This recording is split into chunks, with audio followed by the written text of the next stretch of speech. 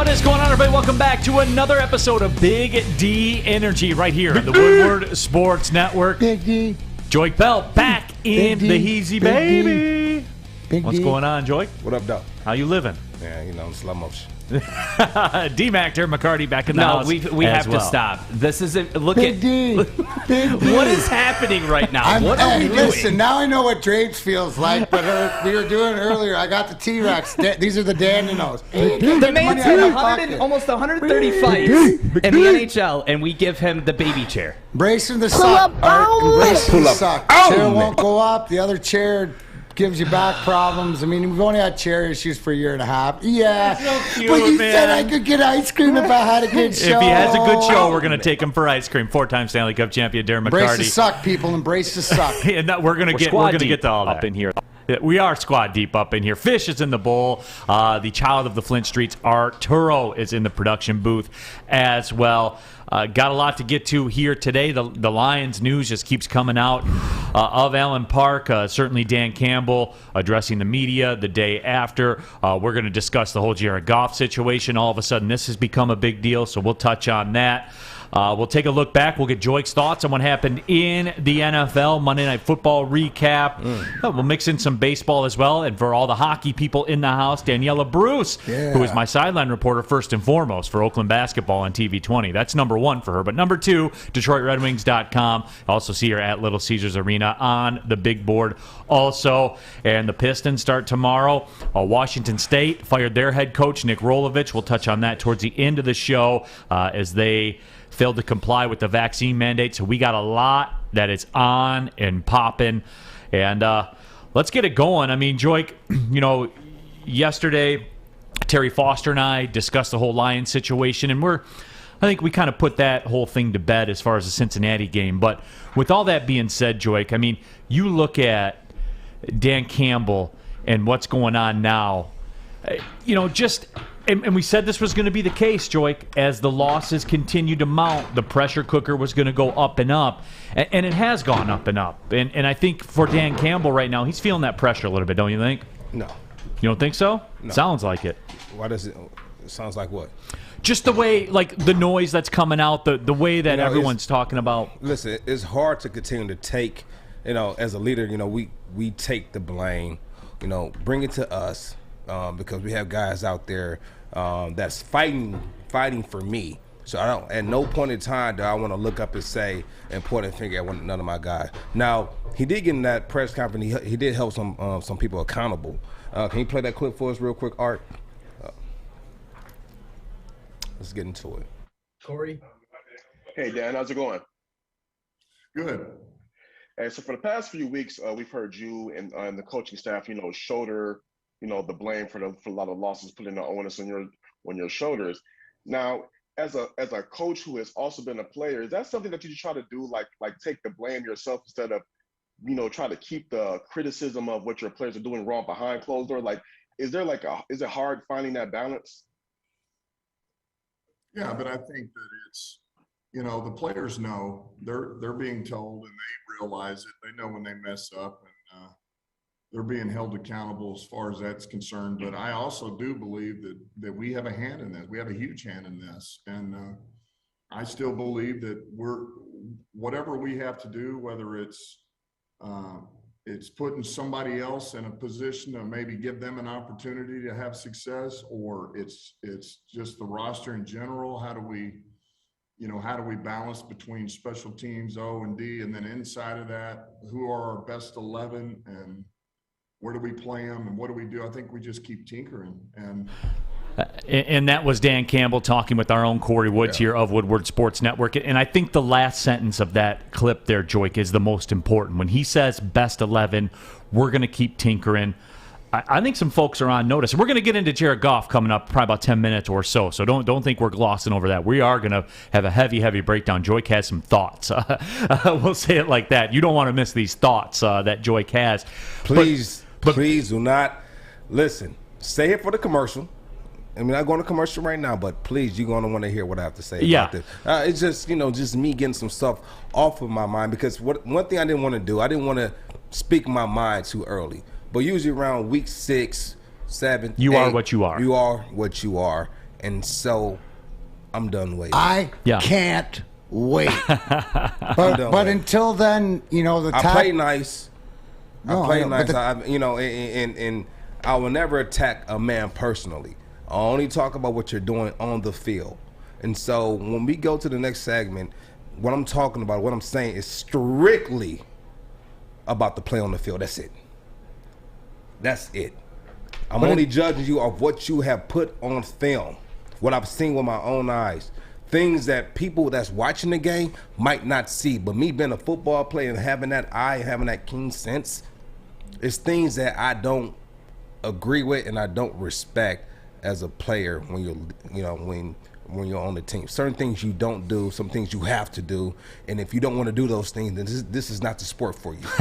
Yeah, absolutely. But D-Mac, like the overriding theme with Dan Campbell there, though, we are going to see some changes, and maybe not necessarily at the quarterback spot, which again we will get into, but I'm talking about across the board. This reconfirms what I talked about with Terry Foster yesterday.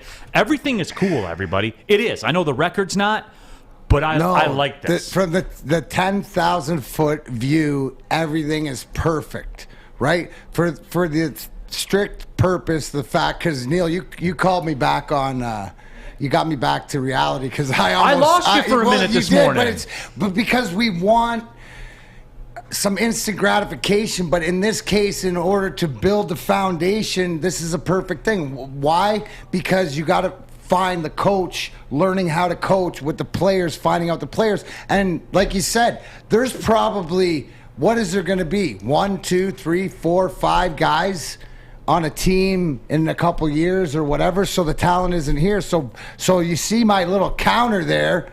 Oh, right there. 6 of 34. 6 of 34. I got to look at that and go, nice job. Because you look now, the tough part is watching. Like the good thing is I had a comedy show. Shout out to Lawton and the Barn Brewery. We had a great time there. 2:00 show, which was perfect. We turned the Lions game off. Didn't need to watch it. They could listen to D-Mac do a little comedy, and we were all good. That's right now with the 6. Where is it? With the 6 at 34, that's where we're at. So they're learning things. But to your point, Neal, yeah, where are they going to get it? But you're like talent. They'll bring different guys in, but as long as it doesn't affect the long game.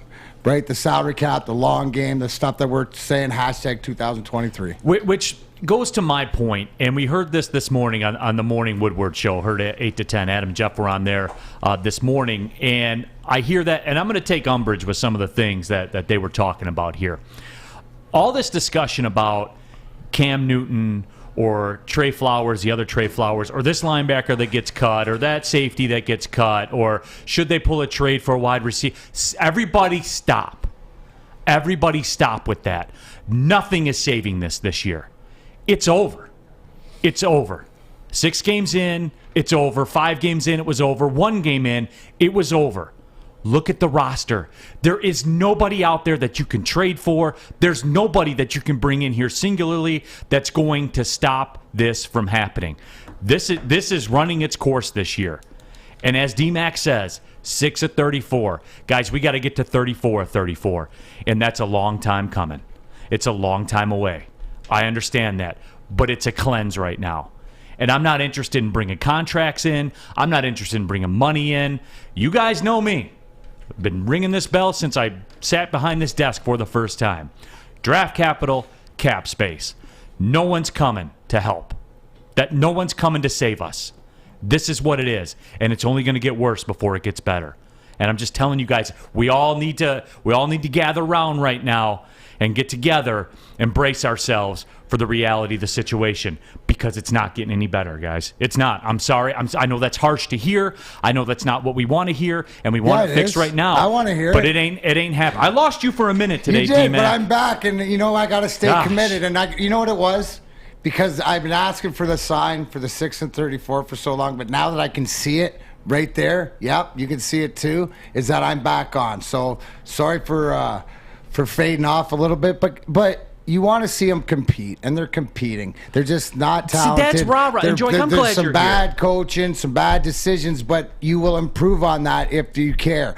I look at Dan Campbell and I see him caring. But he doesn't have the answers, but you got to work through it, and that's what I like. He doesn't have the answers because he doesn't have the talent. Right. Let's keep it funky. Like, it's gonna be a lot of furniture moving. A lot of people getting the opportunity to go out there and play. A lot of people who are gonna have the opportunity to go out there and see if you're gonna be on this team next year. That's what he's looking for right now. He knows this year was gonna be bad. We knew it, but you have people who didn't understand how far behind we really were. Right? Hey, Art, how's that limo? But you gotta think. But Art's not the only person. It was a whole bunch of people. It was a whole bunch of people who thought that this year was going to be something different. But people who know the game, who know the sport, we knew how far behind we were. We talked about it when Jared Goff came in here. We can build a team around this guy. This is a young guy, 26 years old. We can build a team around him. He's young. He's been to the playoffs. He's won playoff games. He had a Super Bowl appearance. We feel very confident in this guy. You have guys like that. You have the defense is not. Now, I'm gonna tell you one thing about this defense. We might not have the talent, but when I watch them play, they make plays that they're not supposed to make. They never give up. They always fight. They come through in certain parts of the game. But when you're not scoring on offense, when you're not scoring, you ain't pitching shutouts. Come on now. You ain't pitching shutouts, man. Like that, that's not feasible, but that's especially to the in today's point day and age. You see the effort, and you can't teach that effort or that buy-in. So they're right there, and they're going to learn together. And losing, in my experience, teaches you how to win. So if they're committed, and we'll see. And it's like you said, Neal, it'll get worse. And it's going to get worse this week, right? Because they play the Rams, and it's a Stafford and whatever, and I know that they're getting 15.5, but it's going to get worse before it gets better. And on our YouTube chat thread, anybody that wants to get involved, if you're watching on the YouTube channel, we have a running chat thread that a lot of people contribute to, and it certainly is a lot of fun to get you guys interactive with the show. Our social media handles are on the screen every now and then as well. Any way that you want to get involved, please feel free, unless you want to do this kind of stuff. And look, Mr. Jiggles says, and I know that Mr. Jiggles watches the show. I've seen him interact before. Sign Colin Kaepernick or Cam Newton full send. No. Why? Explain That'll only make the logic. You better. You don't want to get better. No, explain. What's it going to do? What's it going to do? It's not going to do anything. It's just going to continue to do what we're already doing. You're going to bring in two quarterbacks that don't know the offense, that you guys want to come in and do what? You're not about to build your team around them, right? And they cost money. And you get them for the low. I don't want to get them for anything. You get them for the low. Nothing, because nothing is saving this. And no. I agree with you, but what I'm saying is, if you're going to go get those guys, you're better off just going out there and drafting a quarterback and then moving Jared Goff to second string. That I'm cool with. Since you already have to pay him, just move him back to second string, draft another quarterback. You have the capital. Right, and we'll tap into I can't wait until we get into our next segment, because I really want to start breaking things down from the standpoint of what GMs and what GMs are doing, the moves they're making. And speaking of making moves, I lost the bet this weekend. Yeah, I won't be making any moves to get you the eggs this week. We'll be saying that real quickly. Chuck Brewer says, unless you tell me it's talent that can be had at a good price that will be here in 4 years, I don't want to hear about it. Amen, Chuck. But no door should be left unlooked at. But that's it, Chuck. I mean, talent that can be had at a good price that's going to be here in 4 years ain't coming here. That's just the reality of the situation. Not yet. Not yet. You're not to that point yet. But, I agree that no door should be left unlooked at. But those doors aren't going to open. But I can open a door for you if you want to get that sports action in, because when it comes to gambling, you always want to make sure you're getting the best bang for your buck, and that's why you should bet with MyBookie. At MyBookie, you can bet all your favorite sports. There's exclusive promos, contests, and more to find your winning bet. Right now, when you make your first deposit with MyBookie, you'll instantly receive double your first deposit. It's easy to do. All you do, go to mybookie.ag, sign up, use the promo code Woodward, and MyBookie will double your first deposit instantly up to $1,000, folks. Come on, let's get it in. You were watching the Monday Night Football game last night. You can live bet that on MyBookie. Keep it interesting, people. Keep it rolling. That's what I would do. But how's that for fast money, huh? We're going to double your first deposit. The promotion's only available for a limited time. Don't miss out. Head to mybookie.ag. Use a promo code Woodward. Secure your double deposit bonus today. That's promo code Woodward, everybody. Get it? You can double your funds, double your winnings. You can bet anything, anytime, anywhere with MyBookie. Have a sports gambling problem? Call the Gambling Problem Helpline at 1-800-270-7110. Big D. Hey, listen, I'm looking to bring on another HVAC tech right now. We're recruiting 5 to 10 techs a month. We're looking to grow and expand. Every new tech we hire is from Northwestern Tech. The hands-on training is fantastic. They're always my first call. We love hiring Northwestern Tech grads. They come out trained and ready to work. Our program is only 10 and a half months, and our next classes are starting soon. So why wait? I'm looking to hire Hire a graduate Of Northwestern Tech. Northwestern Tech. Northwestern Tech. Northwestern Tech.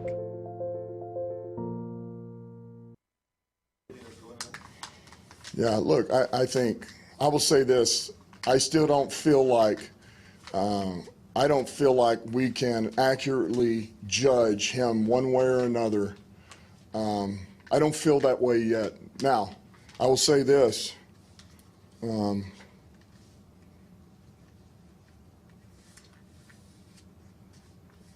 I feel like he needs to step up more than he has, and I think he needs to help us.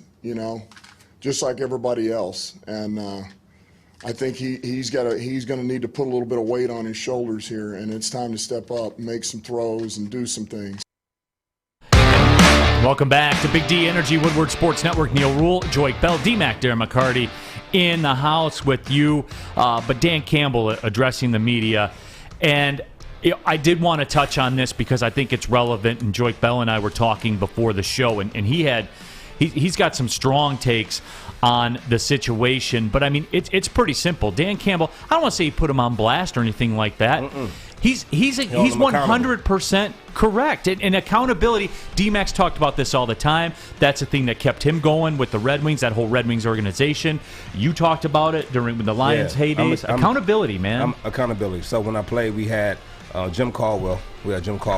And we'll come in for the meeting on Wednesday, and we have this thing called emphasis tape. And what he'll do is he'll bring up the game, a certain plays of the game where he said, I need more out of you on this play.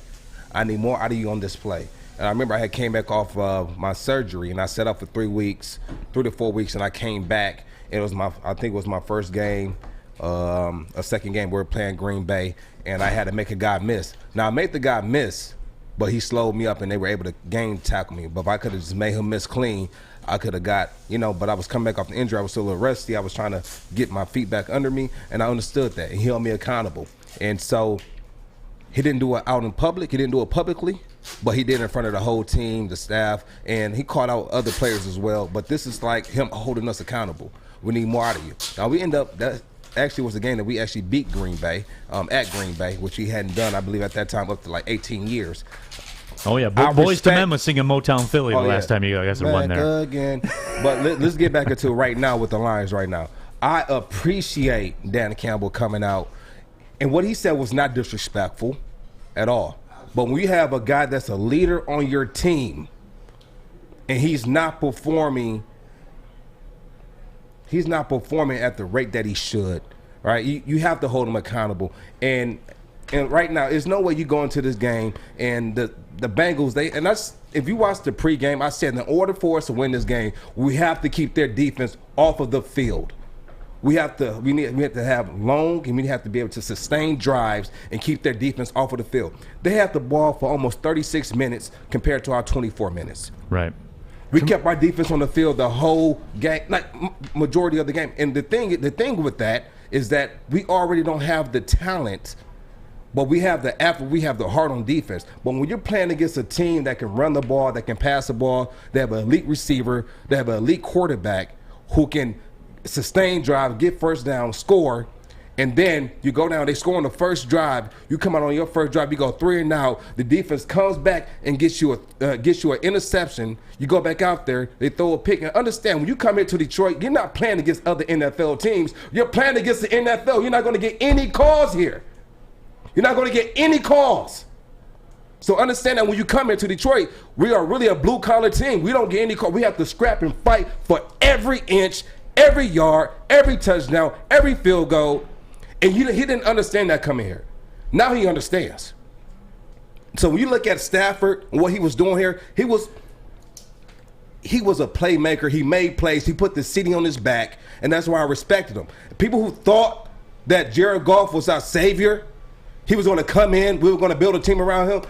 From what I've seen on the field, he is not a future quarterback here. He's not a franchise quarterback. He's at the bottom tier of every major quarterback statistic. He's not leading his team. He doesn't have the heart. Play the film real quick. It's certain plays that happen during the game that I have to get off my chest. Hold up. So hit pause here. Hit pause if you can. We talked last week that Hawkinson they have to get more creative how to get Hawkinson open. What do? They put him in the backfield, offset to the quarterback, to where he doesn't have to fight through a defensive end. He doesn't have to fight through a linebacker. He doesn't have to get open on a DB, on a safety coming down, gather his balance, move it back. They put him in the backfield, give him a free release. Haas does a great job with setting a pick for him, wide open, play the play for me. He overthrows him. He has one guy to miss. This can be a touchdown. Whoa. We tie the game up 7-7. One guy to beat. The very next play is 4th and 4.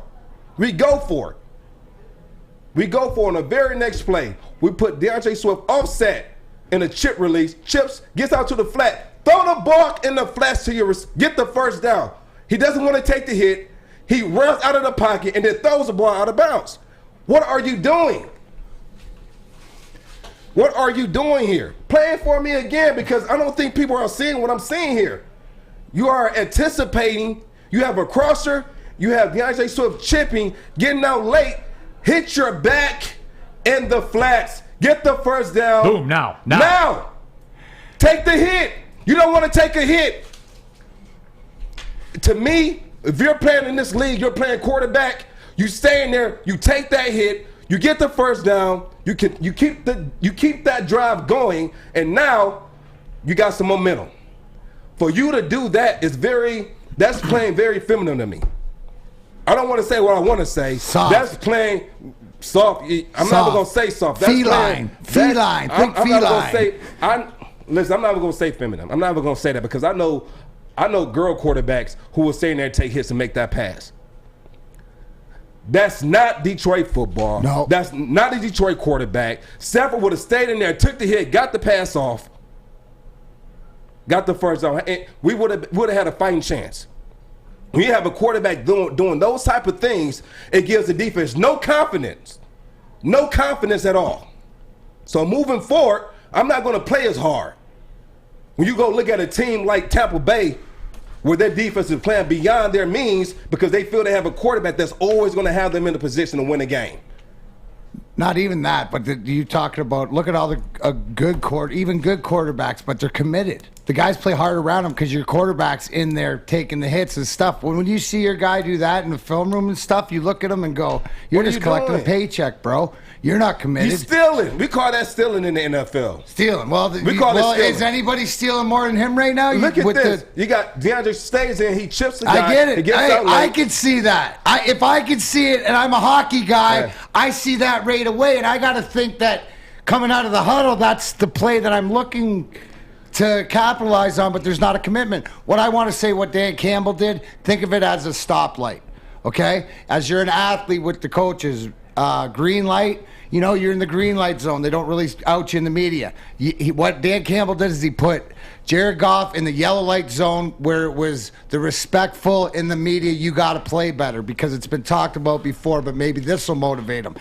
When you get in the red light zone, that means that you're under the spotlight and stuff like that, and coach is going to come out and get you. But that isn't Detroit Lions football. No, that is soft as... There's no edge. Soft as grapes, as former coach Kurt Frazier used to say, soft as grapes. No edge. No edge whatsoever. Playing like everything's going to be given to him. Like, I'm used to, Stafford played with that edge. Yes. He was in the city. He had that Detroit mentality. He had that killer instinct. Now, I know Stafford's gone, but we're playing him this week. There's no way he's missing that. He's not missing that pass. And you don't let a quarterback come in here and outplay you. That's one thing that I was very, very stern on. When a running back came in, I wanted to compete against that running back. Like, I wanted to compete. Now, you're not going to come in here and outperform me. You know what's funny, though, Joique, is when Art ran that fourth down play. And not even try to run for the first. Just throws it away. No, which I understand. And you're right. You're right. I can respect it. But Sewell on that edge. I mean, if you could run that one more time, Art, that four, and I don't mean to put you on the spot like that, but you look at that left tackle spot, Joique, and look at what happened to Penei Sewell there. Like, watch it on that left edge. Watch. Right around, and a holding penalty to boot. Listen. If that happens, right, that's not your fault. Quarterback, step into the pocket. Which I understand. Step into the pocket. But the pocket's clean. Step in. There's another play with Burrow had a similar play. We came off the edge. Similar play. Right. He steps in the pocket and he is chased down the field. I'm sorry. He is young down the field. You hear me? No, I see you. No, he's chased down the field for like a 40-yarder. For a 40-yarder off a post route. Like, you see things out of Joe Burrow in that game to where he was willing to risk it all. And you look at hell yeah, I feel like you said we're watching Jared Goff. I feel like we're watching Jared Goff play this game, and he's just going through the motions. Trying not to get hurt. Going through the motions. And if this is not a wake-up call for him, if he's not the first person at the facility in the morning, if he's not the last one to leave, he doesn't care about being. They don't throw that out route 100 times in practice till he makes it. You know what I mean? If I was on that team, we would have it out on the sideline. Yeah, it won't be nothing outrageous. I'll go talk to him the first time. Listen, you got to make that pass to Hockenson. Oh, boom, you got to hit DeAndre Swift in the like he's open out there. You got to hit that. You have to see that.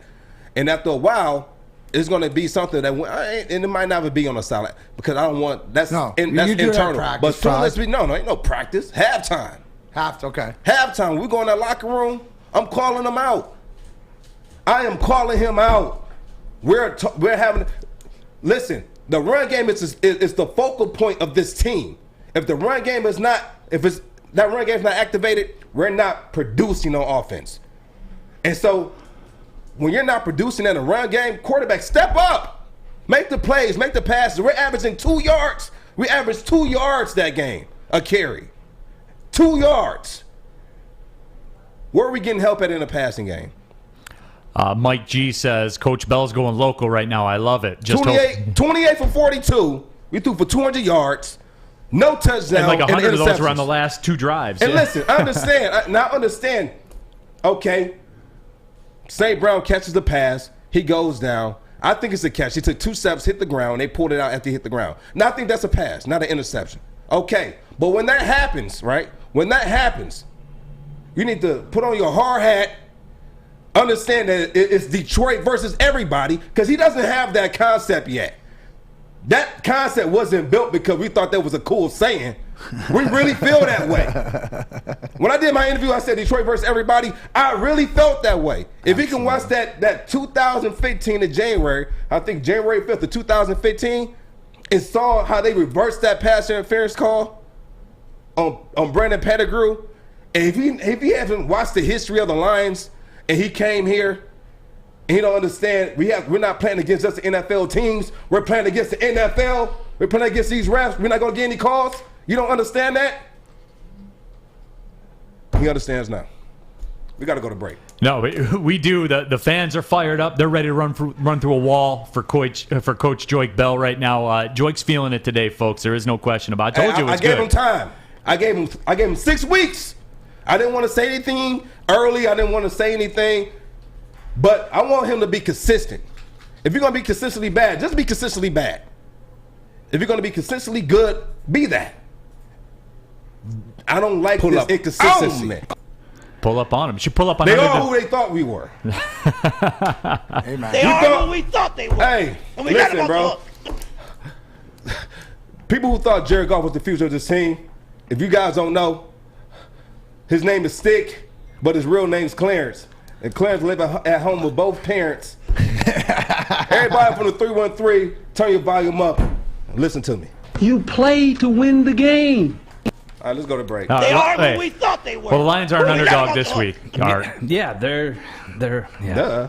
It's only on days that end in Y that they're the underdog or favorite, whatever. Anyway, that was motivational, and I gotta say, I wish that I had that type of motivation for my fantasy team for this year, but I don't. I suck. So what do? I use Underdog Fantasy because it's weekly fantasy. It's not, hey, more torture all the way until week 17. No, it is every single week. All right. So through their slick and mobile app, their user-friendly site, you could join a league and draft a team in minutes. It's super easy. You could go to UnderdogFantasy.com, the App Store, the Google Play Store. Sign up with the code WSN, deposit $10, get $10 back. We got more fiery debate, fiery conversation regarding the Detroit Lions. It's not a debate. And it's not a debate, as Joique said. And I will agree with the man. He's on fire today. It's Big D Energy right here on the Woodward Sports Network. Okay, you thirsty little spin goblins. I want you to pedal into the next dimension. Spin it! Spin! Spin! Uh-oh! Carmen's falling behind. Let's give her the hiss of shame. Spin! Spin! Spin till you bleed! Don't ride the bike of shame. Come to Planet Fitness and find your own lane with tons of equipment, free fitness training, and no hissing. Join today for just $10 a month. Very low for a franchise. Yeah, Detroit versus everybody. You've been waiting for that one, haven't you? I got to ask you about whether or not you were stepped on, whether you think it was right, and whether you think it's going to get the same type of attention as last week's Ndamukong Suh got. Detroit versus everybody. There's a still shot floating around of you getting stepped on. Is there something you can clarify on what happened? Yep, Detroit versus everybody. Don't you want to just take the opportunity, though, to say you think something might have been done wrong? Detroit versus everybody. What's the offseason hold for you, Joique? What do you need to do? What do you need to get better? Where's your focus at? My focus is Detroit versus everybody. That was Joique Bell, everybody, addressing the media. You know what's funny, Joique? Yeah. That was after the Cowboys game where, you got screwed. No, you have even Obama came out and said, I have never seen anything like that. He said, in all my years I haven't seen anything like that. Obama came out and said that. Come on, man. He couldn't overturn it even. That's how powerful the NFL is. Even the president of the United States couldn't overturn it. I will say this too, Joique, for the young media people, if there's any young media people watching, that reporter, that last question they asked you, they almost got you to talk about it, but he left you an out. And he gave you an opportunity to just give the same answer again, the Detroit versus everybody. When he went back in, what are you thinking about? Because he asked you, what's the offseason hold for you? If he just would have stopped there, you couldn't have answered like that. But when he said, what are you thinking about right now? Oh, he would have still Detroit answered versus like everybody. that. No, he was thinking about it. No, I was never going to be Detroit versus everybody. Yeah, you were thinking my about focus it. was on Detroit versus everybody. I knew what it was. That's always coming out of his Because mouth. the thing is this, man, we knew that was a year for us to win it. Because we knew that next offseason, there was going to be a lot of furniture moving. A lot of guys' contracts was up. Well, Suh's contract was up, and that unraveled the whole thing. Unraveled the whole thing. Yeah. Lost our identity of our defense, the identity of the team. We talk about it all the time on here, Joique, and it's something for me because D-Mac knows, because we were at the radio station together. I was banging that drum. You have to sign Suh back at all costs. You have to sign Ndamukong Suh because he's the dude. It would have crippled us. I know, but you would have had another. You would have had another swing at it, though. No, we wouldn't. You would have one more swing at it. No, we wouldn't. No, we wouldn't. We lost a lot of guys. He's not the only one we lost. We lost Nick Fairley. We lost C.J. Mosley. We lost some guys. No, and I understand that, but without guys. Suh, it was you had no chance of working without Suh. Is that fair? No, that's fair. That's fair. But they brought in Haloti Ngata, which he was a he served his he did what he was good at. He came in and served his purpose, right? But when you losing Nick Fairley as well, right, and then you lose a solid, because I would put Haloti Ngata and C.J. Mosley in the same category as far as what they did, because it felt like if Nick Fairley came out or if Suh came out, that C.J. Mosley kept that same intensity, that same motive, that same kind of that impact on the game. When we lost all three of those guys, it was just it made it harder for our linebackers, right? It made it harder for our defensive backs. We got to hold just a second longer. We have to. It was just we got to shed a couple more blocks at the linebacker position. Just like I said, when you lose your trenches, it's tough. Yeah, and I think that, Joique, even you were surprised the way that when I talked about that team, because I felt the same way. That was the squad. That was a squad that was going to do it. Yeah. And for me, somebody who had a lot of respect for that team, to hear when Calvin came out, that line where he said, we thought we were going to win a ring. That really staggered me when he said that, because I always knew that was the best Lions team probably since the 91 to 95 run that they had. I knew that was the best Lions team since then. But when Calvin, a Hall of Famer, says, I was here because I was convinced we were going to win a ring, I was like, damn, man. I'm going to send a big shout out to everyone who said they'll run through a wall for me in the YouTube chat. I appreciate it. The funniest one I've seen so far, I said, Juice's Ghost. He said, I'm going to go ahead and head outside to go punch some kids.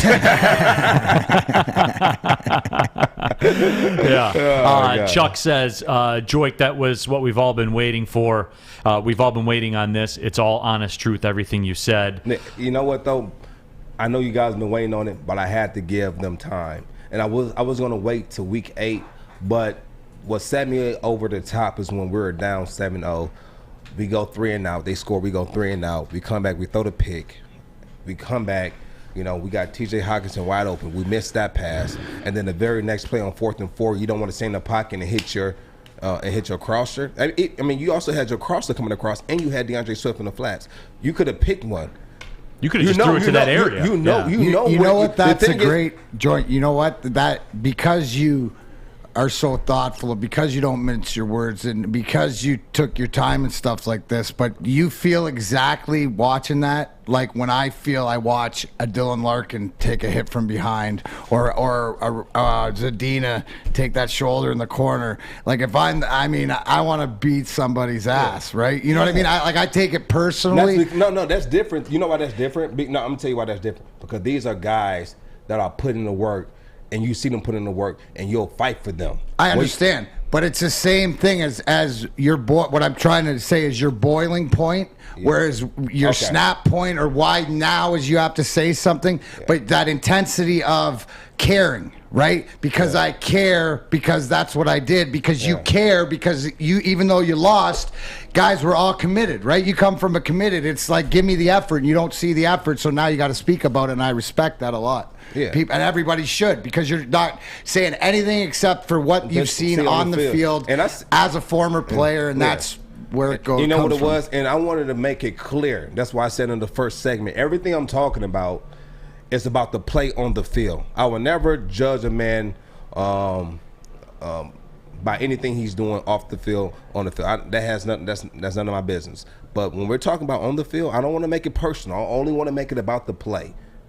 What I see on the film, and the eye in the sky don't lie. And that's why you came up with receipts. Like you came in here with receipts. So people can see what I'm talking about.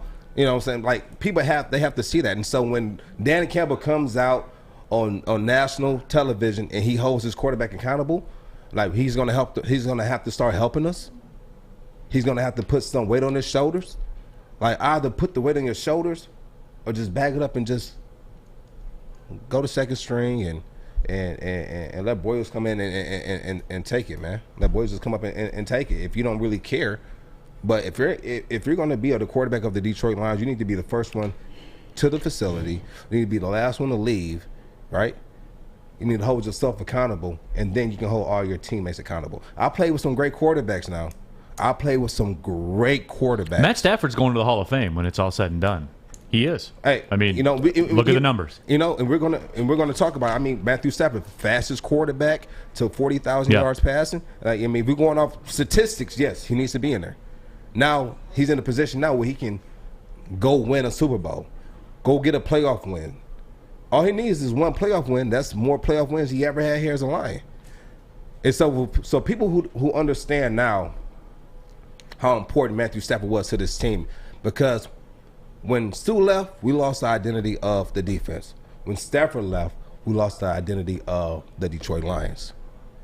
We don't have that quarterback, because at the end of the day, no matter how good you are on defense, the quarterback is always going to be the one that's going to lead your team. And when we lost Stafford, we thought we had something in Jared Goff. We were hoping we had something in Jared Goff. Now, what we can do, we can talk about it.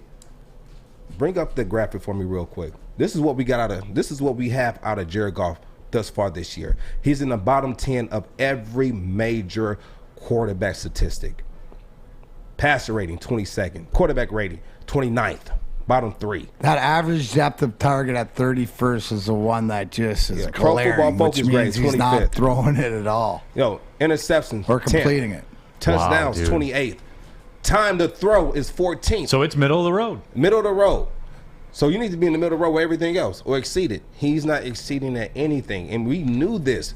We talked about this on the show when we first made this trade.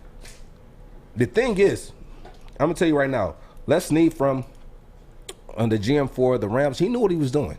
So here's a question to you. I pose to you, both you guys. Does he get better? No. You are which is week 6. You are who you are. Okay. You are Neal? who you are. Now, does he get I don't better? see how. Okay, I'm just wondering. Because right now, this is not even about. Listen, this is not. Honestly, this is about. He can't get better. I would say that he can't get better. When I say get better, make better throws. The throw that he missed with Hawkinson on that sideline off a wheel route, when Haas set a perfect pick to get him wide open. Yep. He has to make that throw. Absolutely. Right. And then the very next play, being able to stay in that pocket and take that hit and make that pass. That has nothing to do with talent. That's all hard. That's all hard. And so when you watch that on the film, like when they go back in. So you're telling me because you can't teach heart. You can't teach heart. talent. So what you're saying is you got to don't find something within you. Do you see more of a commitment then? Do you see him making more of a commitment? A physical commitment. I don't. Yeah. Let's see. Because he has the talent to be able to make those throws. We've seen it. But at the point when you're 0-6, you're not winning. What are we playing for? Are you playing for the man beside you? Are you playing for your coach? Am I putting my body on the line for who? Because that is what you guys are. That is what you guys are doing. I mean, $25 million. I'm getting $25 million this year. I'm touching 26 next year. Why should I put my body on the line? As we saw last night in the Monday Night Football game, it can be over at any moment. It's not, man. Look, At any moment. This is a It could be great over. time. And there's a couple more things I want to. Hey, we got time. We'll come back to it. Like, I know we got some other stuff on the topic, but we got to get some stuff out there and we got to air it out. And I hope he sees this, and he might not care. Pull up. He might not care. But at the end of the day, understand we have people here, we have fans here who deserve better. They deserve better. All right? Go ahead.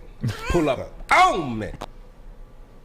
But if you wanted to, I would happily let him use my sharpened machete from coastportland.com. You too can get the machetes, the lamps, the other knives, whatever you want.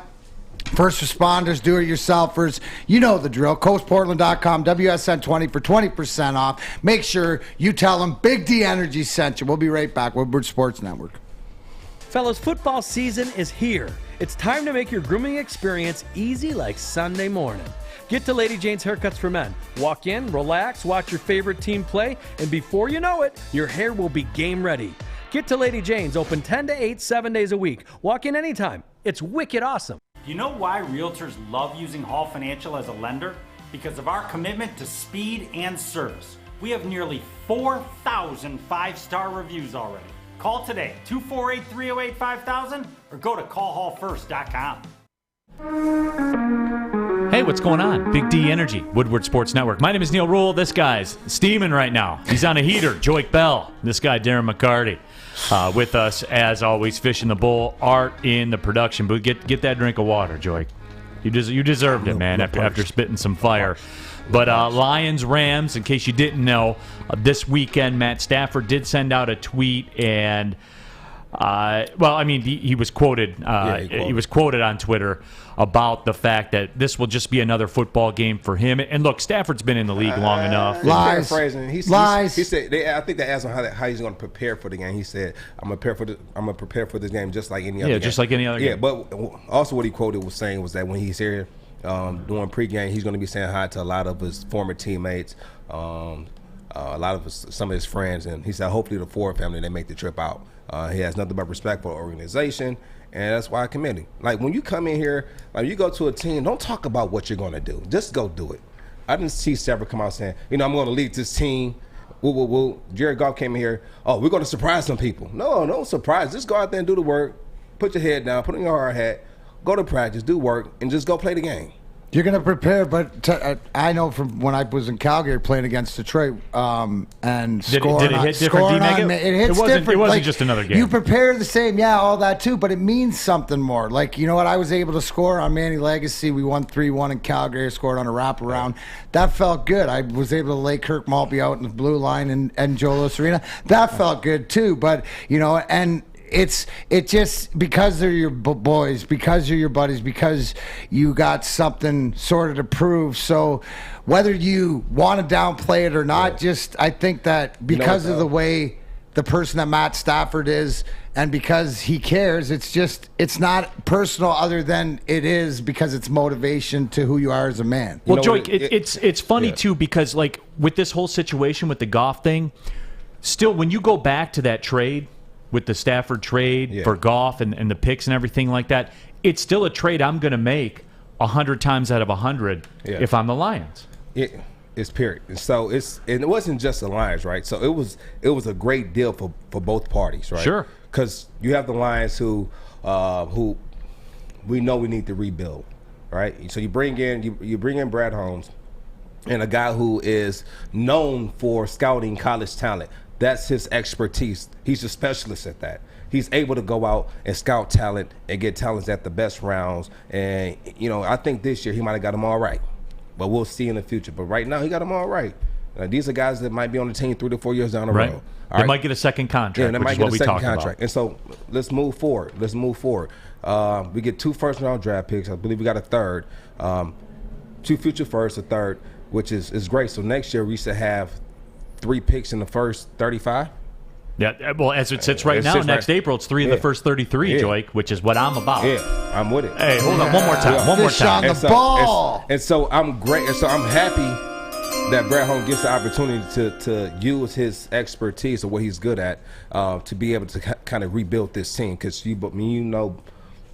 you rebuilt the team through the draft. Yeah, and Joique, I went on this yesterday where, guys, it's the only way through. It's the only way through. It's all we got. Right. And so understand that we took on that big contract, but for Sneal, the GM for the Rams, he made a good deal. Now you look at Jared Goff contract.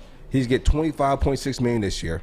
And then next year he's guaranteed another 26.1. That's on us. Now Stafford is in for $20 million this year. And then next year he's in for $23 million, which they can opt out. They could. They could opt out and have zero cost. Zero cost. And then he's a free agent the year after. Yeah, the year after, right? A free agent the year after. Now you look at the grand scheme of things. Say Stafford is there next year. That's an $8.7 million discount you have on a better quarterback that can help your team win now. The Tom Brady way, yeah. To help your team win now. Mm-hmm. And what is Stafford doing? He's helping that team win now. They're 5-1 going into this game. And Stafford's playing at a high level. Now, they started off slow last week, but they picked it up, and they capitalized on all the mistakes that the New York Giants made. They took 3 of the turnovers and turned them into touchdowns. That's what you want from your quarterback, not to get an interception and go down there and throw a pick. So to your point, Joique, about, making the observation of what you see Jared Goff, would you say your observation of the Rams is that they're for real after 6 weeks? Is that, that's for real. Right, there's that unit, right, where you're saying this is a team that legitimately has a chance to win. Yeah, because you look at what people are saying about Stafford. He has a terrible record against winning quarterbacks. Then he goes, he plays the Buccaneers, and he beats Tom Brady. All right? Now he comes and he plays to Kyler Murray. Now he loses to Kyler Murray. I think, and I think Kyler Murray might be like his Achilles heel, and I think the Cardinals might be his Achilles heel because when I played, we never beat the Cardinals. It'll always be a close game, but we never beat them. Right. Never beat them. And then, so happened again, they come back and they lose again by double digits. That's tough. That's interesting you say that because it's matchups too. So does that, just like I'm saying he wants to beat the Lions subconsciously because he played here, is that in the back of his mind, does he have that roadblock of getting through Arizona? So now he's at least got the team to get through, but I can see that that could be conference finals. Yeah, but you look at McVay, he talks about, he can make better play calls in the game as well, understanding the flow of the game, and getting better at that for his team. So his team can have more success because he's a good coach. multiple winning season, multiple playoff appearances, Super Bowl appearance. He's doing well. He's got the juice. He got the juice. He has the juice. He has a team of guys who are very, very committed to him, who bought into his program.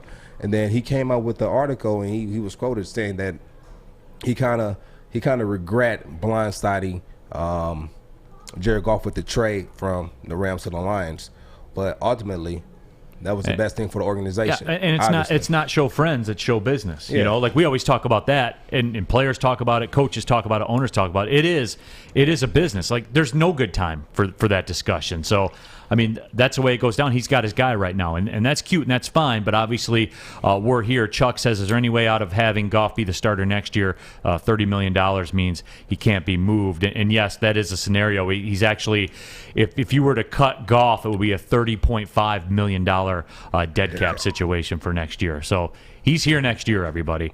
Yep. That would be my only knock. And I've seen this too.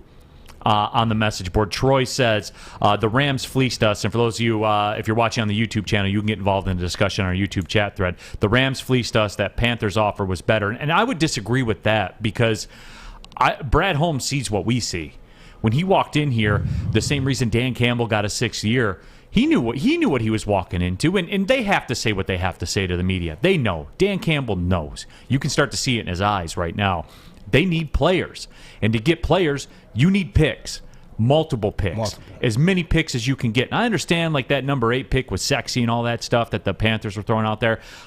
I will take the 2 first in the 20s over taking an 8 if I'm the Lions and I'm building essentially from the ground up. Absolutely, because where we're at, ashes. Got to build from the ashes. And it's crazy. We look at it and we say our defense they aren't good. You look at the score, you say, dang, but you don't understand. When you got a defense out there holding the team for 35 minutes, that team has 30, they had the ball for almost 36 minutes, actually 35 minutes and 52 seconds to be exact. You keeping your defense out there on the field, it's tough, especially when you don't have the talent pound for pound, pound for pound. We didn't have the roster to hold them, but we did. They did a good job holding on, but and when you hold on for dear life, you need some help. Well, just look at it, the first draft that Brad Holmes has had. With Penei Sewell, I think we're penciling him in for a starter for a very, very long time. Yeah, There's no question about that. Aleem McNeil is a starter as well. It's a rookie, but he's starting at the nose tackle right now. Joique is a guy who was banged up to start training camp, but he's been coming on. Dan Campbell talked about him in the presser this week, that he's been impressed with what he does. So right there, off this one draft, Joique, you have 2 starters, and you have a rotational guy that's trending towards being a starter right there. That's 3 picks there, and that doesn't even count the rest of the draft. That's what I'm talking about, Joique. That's how it'll be rebuilt. I mean, we're joking about it and stuff like that, but guys, this is the only ticket. Only. What's your Tuesday take on this game? Right now, I got it at 41-17 LA. Do you think that's far off? Yeah, I mean, this week it's I say, you know what? That score isn't terrible. I would say that, and I would even go farther to say they scored that touchdown in the 4th quarter. Oh, the Lions? Yeah. They scored that 17. They probably scored 1 touchdown in the first quarter. Could be 10. 1 touchdown in the 4th quarter. And probably a field goal through in there, say, we'll throw a field goal in there in the 3rd. And you guys know me, and you know how I operate, where I usually like to zag when everybody else is zigging. And usually, D-Mac, I'm right. Usually. Yeah. No.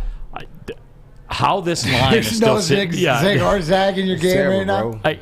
Bro. I saw can't get over that. I just can't get over how soft that stuff is, bro. I can't get over it. It's got you shook, doesn't it? Oh, I don't. Because guys like who Jordan, in that locker room would be man enough to go up? Yeah. I'm trying to think, who in that locker room is going up to Jared Goff privately or in front of the team and saying, listen. I don't think anybody has. They don't have that relationship yet. And I don't care about no relationship. Ain't that? No, I get it. That don't matter. We didn't did the whole offseason together. We done mini camp. We done mandatory mini camp. We done OTAs. We done training camp. We done all this work. When you out there on the football I would have expected to have been Frank Ragnow, but he's hurt. So guys that are hurt. It don't matter if he's hurt. He's there. No, I understand. So hopefully we see something this week at practice. No, conversation. When you're out there on that field, you're training and you're going pound for pound with the guy in front of you. Some guys will go out there and play. Some guys do that. They go out there, this is another game. I prepared for it this week. No, you ain't prepared for this week. You've been preparing for this since the offseason. All those conditioning drills, all those days I had to take away from my family, all the days I had to come in here when I didn't want to, was for my teammates. So when I go out there and play, all that pain and all that training that I had to go through, all that headache, you're about to feel it. You're about to feel it. That's what, and guys I don't know if guys don't have that mindset, but I'm going to tell you right now, Jared Goff is not playing with that mindset. He is not playing with that mindset. I see that out of our defensive players. I see it out of our run game. I see it out of our offensive line. I do not see it out of Jared Goff. I demand to see it out of Jared Goff. If you want to be here in Detroit, you want to play, you want to be quarterback for the Detroit Lions, get to the facility, prepare, because this right here, we can't have this. We can't have a wide open, one of the best tight ends in the game, not getting the ball to him. We cannot have you in the pocket. Step up into the pocket. Step up into the pocket. Throw it to your running back in the flats. You had another crosser in the flats. I don't understand it, man. I mean, I'm sitting here, I'm watching it. I don't understand, because like, you have these concepts. He'll call the concept out. You know where your guys are going to be. When I tell you that I play with great quarterbacks, when I play with Drew Brees, when he dropped back in practice and he hit his first progression, you're going to have 5 progressions. He'll throw the first, he'll go through the second, the third, the fourth, the fifth. He'll go through to see if the receivers are where they're supposed to be against that certain coverage, even if he just threw it to his first progression, because that was his read. He's going to go through 1, he's going to go through 2, 3, 4, 5. He know what everyone is. So even if Jared Goff had pressure, he knew the concept, he knew what his team was going to be. Even if he didn't know, he knew the coverage. Just throw the ball over there. You have this is your check down. When you get pressure, that's your check down. Hit your back. Get the first down. Keep the drive going. Keep your defense off of the field. They need your help. They need your help. That was Dan Campbell pleading with his quarterback, we need more out of you, and hold him accountable to the rest of the nation. We can only call the play. This is a player's game. This is not a coach's game. It's not. This is a player's game. Joique, you got to get that defense off the field, man, so they can get over there and order lunch. And go to paparomanos.com. They got a pizza that's pleased to meet you. The new Meatza Pizza at Papa Romano's. Pepperoni, ham, Italian sausage, ground beef, and bacon, topped with a blend of fresh cheeses. Folks, that's all the good stuff right there on your pizza. Even if you're not feeling that today, while you can get a large Meatza Pizza for $16.99, if you're not feeling that today, certainly you can go the pita route. You can go the salad route. I recommend a good Caesar salad. I feel that from time to time. You know, a good Caesar salad for lunch. It's all available at paparomanos.com. Get the lunch squad together. Hit up paparomanos.com. Big D. Big D. Okay, you thirsty little spin goblins. I want you to pedal into the next dimension. Spin it! Spin! Spin! Uh-oh! Carmen's falling behind. Let's give her the hiss of shame. Spin! Spin! Spin till you bleed! Don't ride the bike of shame.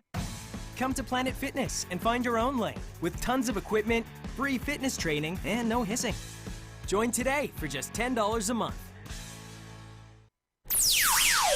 It's on and popping here. Big D Energy, Woodward Sports Network. We're certainly getting into it here today. Joique Bell. Make sure you go back and listen to Joique's comments about the quarterback situation for the Detroit Lions. As you continue to go, I know we have a lot of people that are enjoying what they're hearing. So if you guys are enjoying this, just go down to our YouTube right there and just hit like. We have about 300 people watching. Just go down there and just hit the like button. We got 13 likes right now. Just go down there, just tap it if you're enjoying the show so far. If you're willing to go, if you want to hear Joique go off, if you don't hit the likes, he's not going to give you his opinion anymore. Listen, you guys don't have to run through a wall. You guys definitely don't have to go outside and punch any kids. Just go down in the like section and just hit the like button. I appreciate it. It's pretty simple. It's pretty simple. Back to you, Neal. MZ says at least Cam Newton has an arm. Goff's arm is powerless. You guys, stop with this Cam Newton stuff. See, this is the rub. This is the situation we're in right now. Goff's here next year. No one's taking on a $30 million cap hit to come get him. He's not going anywhere. He's here, and he ain't going nowhere next year. Especially after this performance. So get comfortable because he's here. And I know you don't want to hear that, and I know it hurts. 6 of 34 in the books. After Sunday, it'll be 7 of 34. You see, like we felt like that number was never was unobtainable, but it is. He get his act together. I still have us winning 4 games. I said 4 games. They ain't winning 4 games, Joique. I said 4 games when I did my prediction at the beginning of the season.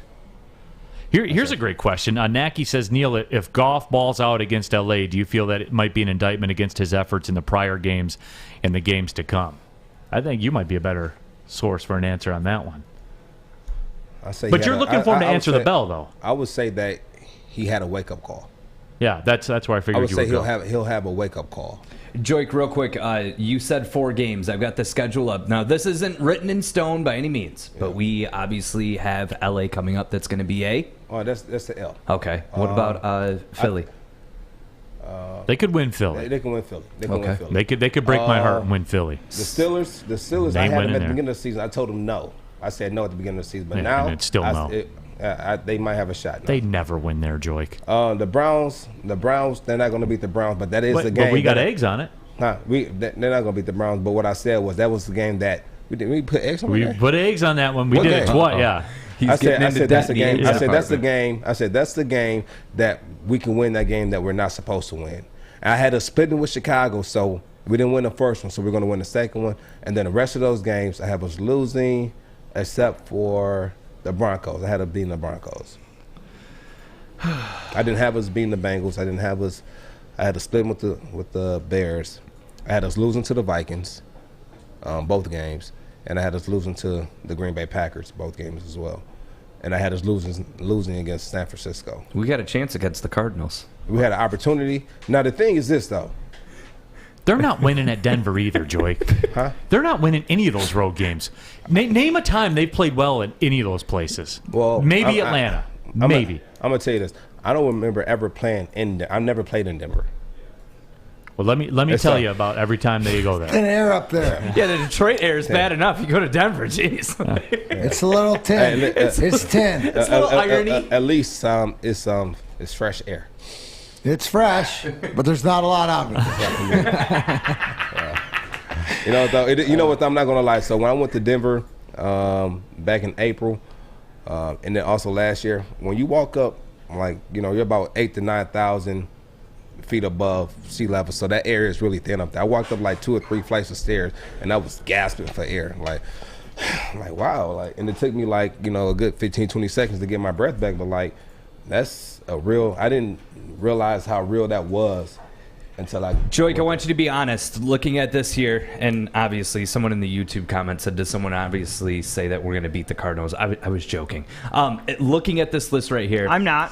Where is our worst butt whooping coming from? Is it coming this weekend? Fisher still thinks they're going to win 10 games. If you had to look at all these games. Haven't lost 8. Every team, let me see. So you have the teams that really have an opportunity to put a whooping on us will be. I didn't think the Bengals were going to put that whooping on us, but they did. That's our worst one. LA has that potential. Green Bay has that potential. The Seahawks have that potential. The Cardinals have that potential. Man, we're going through a lot of the list. I know, yeah, there's not much left. The Browns, depending on how we play, has that potential. Real talk, depending on how they. But you would say against the Bears, we probably have our best, at least keeping it close. I would say. I think Minnesota at home is a chance to win just because we played them tough. And we held our own there. Yeah. That's it. Listen, understand, the Lions is the only team in NFL history to lose 2 games in the last seconds of the game by a 50-plus yard field goal. The only team in the season. The first team. Yeah. So in NFL history. So what? You know what I'm saying? And those broke our back. That sucked the life right out of us. To almost win a game that you wasn't supposed to win against Baltimore, right? And then again against the Vikings. How much does that affect the narrative, though, moving forward? And it does affect you. If you look at the 2015 season, when we started 1-7, and then we lost that game. In the last 8 games, we went 6-2. We didn't have anything to play for. We wasn't going to the playoffs. We knew that. But we were playing for pride. We were playing for our coach. And that's why I asked earlier, Jared Goff, who are you playing for? Are you playing for yourself? Are you playing for your coach? Are you playing for your name on the back of your jersey? Are you playing for the man beside you? Who are you playing for? Like, you have to ask yourself that. Who are you playing for? Like, why are you out here? And so when we went out there and we played, we lost to Green Bay on that Hail Mary, and that trickled into the next week against the Rams, and then we ended up losing that game as well, and we should have won both. Right? And that happens, right? That really does happen. And instead of finishing the last 8 games 8-0, which we could have did, we finished 6-2, you know, and ended the season 7-9 after starting off slow, having a lot of furniture moving during our bye week with our offensive coordinator getting fired, along with our offensive line coach. And like, it's a lot of furniture moving, guys. Like, the thing is here, that's not going to be the case here. All the guys are going to have a job next year in that coaching staff. They're going to have a job, because there's no way our defense is out there playing that way and holding their own with the roster we have. The Lions actually did have a good game in Denver back on October 30th, 2011. They won 45-10 in that game. That was the year I got here. I got here at the end of 2011. Is that what it was? Yeah. Yeah, Stafford threw for 267 yards and 3 touchdowns. Maurice Morris led the Lions in rushing. 13 carries for 58 yards and a touchdown. I remember old Mo, Uncle Mo. Uncle Mo. I remember Uncle Mo. I forgot about Uncle Mo. He was. So did I. Yeah. So did everybody that's watching right now. Yeah. Kellen Williams had 11 carries for 25 yards in that game. Nate Burleson had a 9-yard carry in that game. Who? Nate Burleson. Nate B? Yeah. Nate B, yeah. Yeah, it's funny because you look at the stats, you wouldn't think the Lions crushed him so bad, but they did. Tim Tebow was 18 of 39 in that game for 172 yards and a touchdown. You know what's funny? So I think he won a playoff game that year. So you know what's funny? so the Lions, the Denver Broncos, and the Vikings were the three teams who offered me a contract at the end of that towards the end of that 2011 season. I wasn't going to Denver because they didn't have a quarterback. They had Tebow, so they had 5 running backs, and then you had AP at the Vikings. I was never gonna play. Just be honest, I was not gonna touch the field, and so I came to Detroit because I felt that opportunity to play here. Then also most of my fan base was here in Detroit locally. So but I forgot about that. They did win there, so I told you. So last time we played there, we won.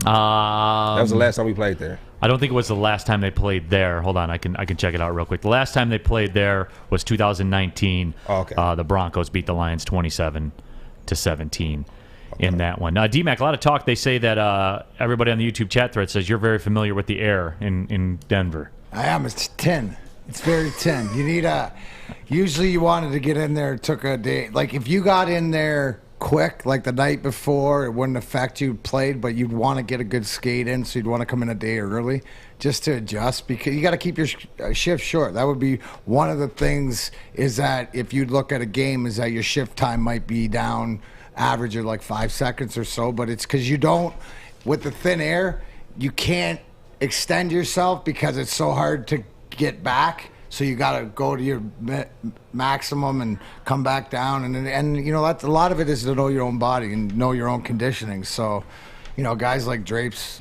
they're conditioned like Lance Armstrong, so it doesn't matter to them much. Well, it's weird. Denver, everything just hits different there, right? The altitude, your trade as well. We played at Colorado State a couple of years ago, and we went to like one of the local breweries. And even the beers were like 7 or 8%. It's madness out there. Right to your head. You hey, listen, the cannabis is legal out there. And they, the altitude can have an effect. I remember I was drinking. We had an alumni game, and I got a shirt made that 2010 Aspen. The altitude got me. No, it does. It certainly does. We will take our next break. When we come back, I do want to get into, the whole Monday Night Football thing last night, because Derrick Henry. Wow. Is a space alien, bro. I'm going to tell you right now. That guy's a cheat code. He's a space alien, man. There's I no want way. to hear what Joique I do too. say about what he's just. The one that got me before he goes is him carrying from 2 yards out, carrying like 6 guys in the end zone. I mean, it's just a man. One thing about him is he's never hot or cold. He's always hot. I mean, he's always on it. Ain't that right, Joique? Yep.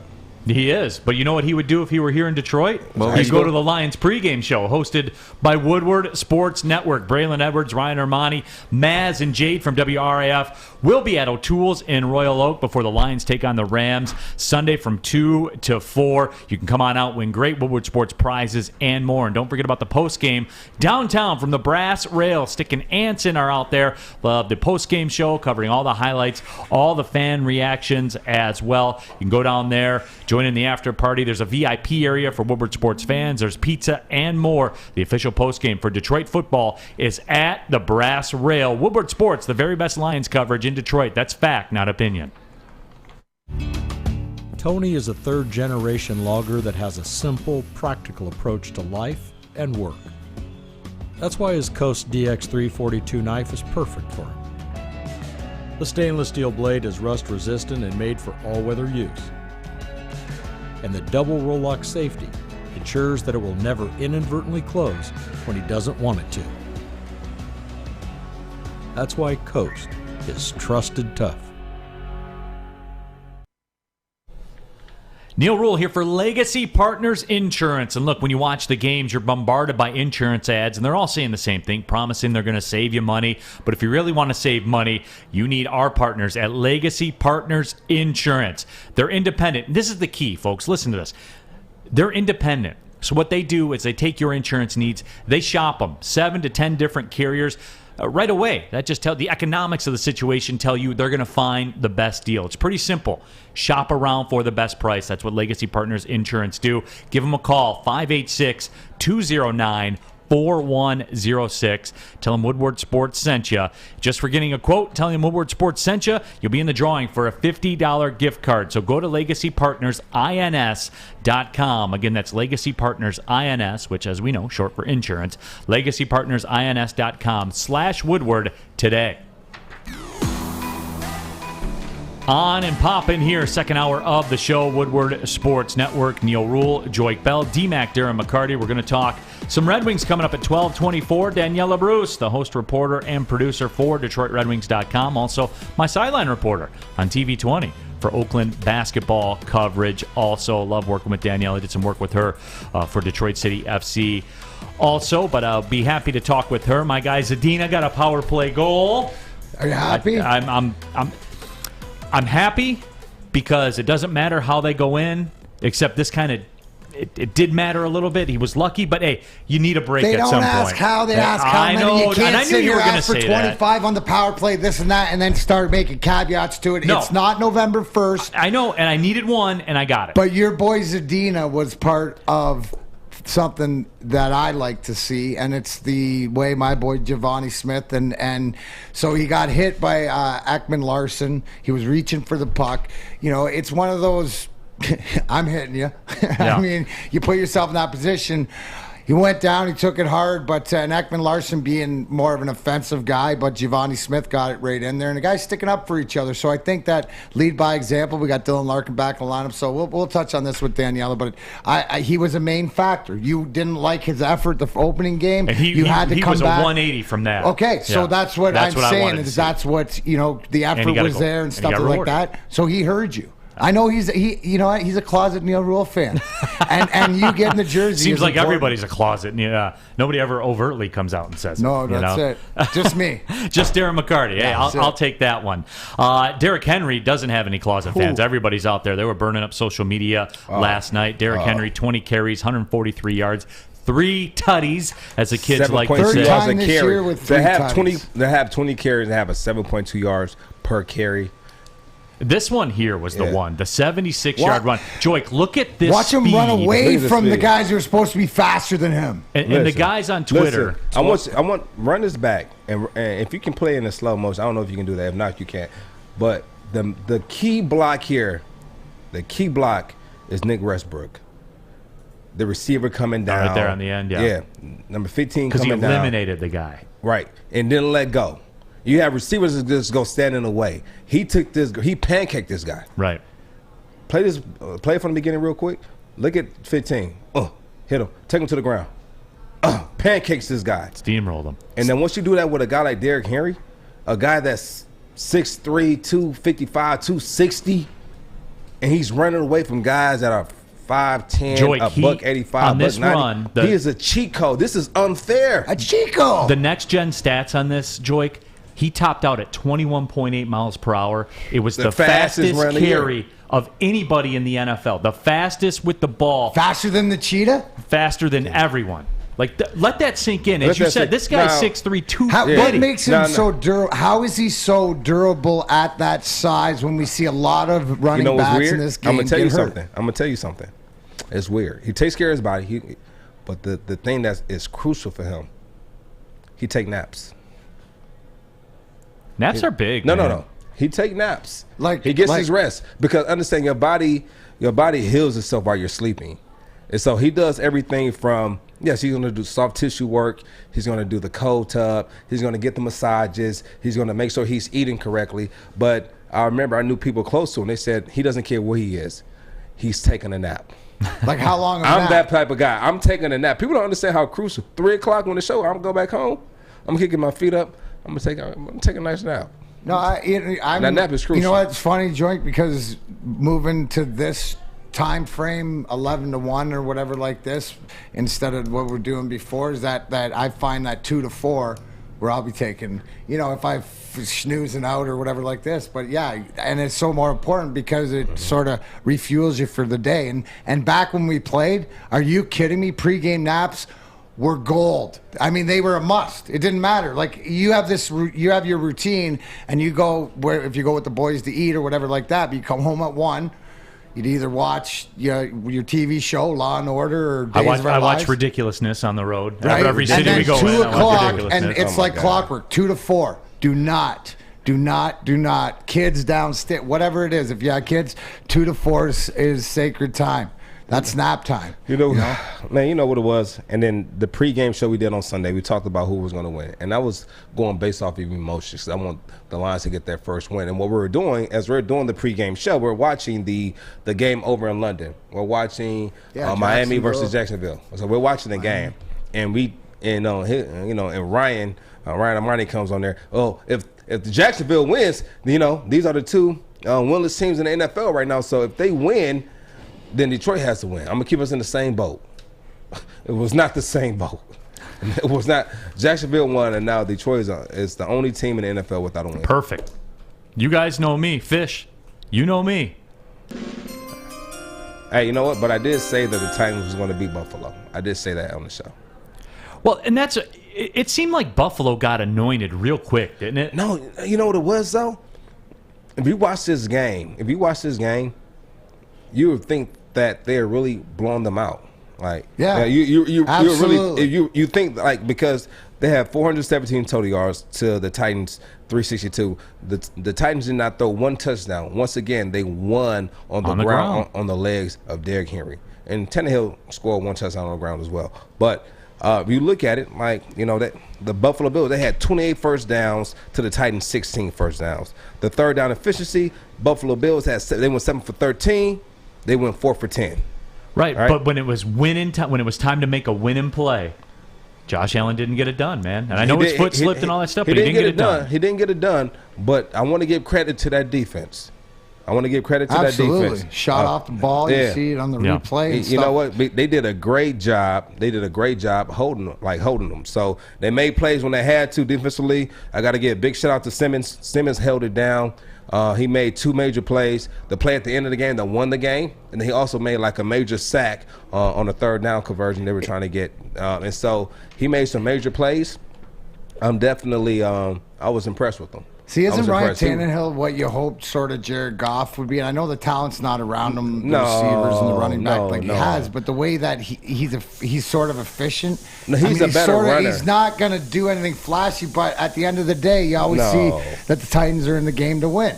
They got Randy Bullock, who's kicking field goals, and Derrick Henry, who's running it in. Yeah. They play that smash mouth game. Like that's what I'd hope sort of out of, but he's committed, right? All that team's committed. Both sides. I would say as far as his mentality, That's what we want out of Jared Goff. He's going to run the ball. Like, Jared Goff is not a runner. He doesn't have legs.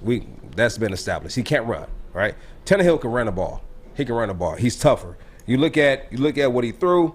Jared Goff went 28 for 42 for 202 yards. Then you look at Tannehill. He threw 18 for 29 for 216.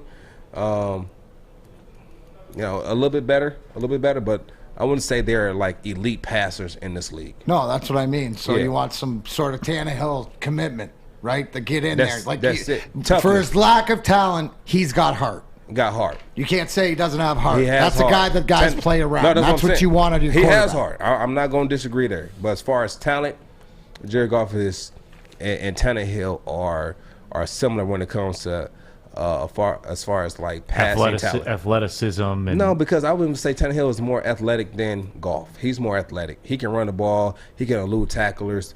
If he can't pass it, he'll run for the first down, and he'll take the big hit. He'll put his body on the line. You look at Josh Allen on that third down and 3 or 2, when he goes, he dives for the first down. He doesn't get it. He lands right there and only need inches. I don't see Jared Goff doing that. On our YouTube chat thread, D. Smitty says Alabama running backs starting to be this generation's Miami running backs from the 90s and early 2000s, and they're nice, man. Like look across the league. There's no mistake about that. And I think people forget about that with the running back position at Miami. I mean, you got to think of Kamara too. He was there. Yeah, he was there before he had to transfer because he wasn't going to play. Yeah, he had to transfer. It was the best move for him. And that's and you know what? These are some of the hardest decisions as a running back. You go into the school. All these other running backs are going there. You're like, oh yeah, we all going there, and you get there. You're like, hold up. There's only one football here. Something's not adding up. The math ain't mathing. You know what's funny, Joique, is so I've told you guys before, like I went to Fraser High School, and when I was going to school, that was when Farmington Hills Harrison was at their peak. And our football team was pretty good. We played Harrison in like 96 state semifinals or whatever when they played them at Eastern. 96. And were you on the call? No, I wasn't. No, I was there. I was there hanging out. But Nick Williams was a running back for Harrison, and he cooked us, man. He had like 300 yards on like 15 or 20 carries, scored like 6 touchdowns. I mean, they beat us down. He went to Miami, but had to be a fullback because that's how many running backs they had. Going through the whole lineage of running backs that they had there. With the Clinton Portises. And, yeah, I want you to understand this. I want you guys to understand this. You had Clinton Portis, right, on the team. Edgerrin James. You had Willis McGahee. You're right. Right? And none of those guys touched the field. So they were upperclassmen. And because Frank Gore was there. And Frank Gore, and then you go through that lineage, Edgerrin James. I want you to hear that. I want you to understand that. No, but Joique, that's my point. Like, I saw a man put on one of the greatest high school football performances I had ever seen or ever will see. And he couldn't be a running. He went to Miami. Like, they recruited him. And he couldn't be a running back there. He had to be a fullback. And he was such a good player that he played in the NFL for 7 years as a fullback for the Bengals. Like, that's how good of a player he was. And he couldn't even get a sniff at being a running back at Miami. It's different down there, man. It's different. Now, it used to be. From the mud, down to where Bill Bentley's from, they got some Anquan. Yeah. Anquan's from down there. Yeah, no doubt. They got Janoris Jenkins. Yeah. They are. They got some dogs. Yeah. They got some animals. No, they do. Chuck says Buffalo got all their props because they made it to the AFC Championship last game. They're good, but I wouldn't say they're elite yet. And I feel like they keep bouncing. The Buffalo Bills, D-Mac, like they keep bouncing. And yeah, but I see them that these are just learning. Because I think they're still moving forward. I still see like this is one of these mistakes that will help them. Sean McDermott's such a good coach. Josh Allen's such a good talent.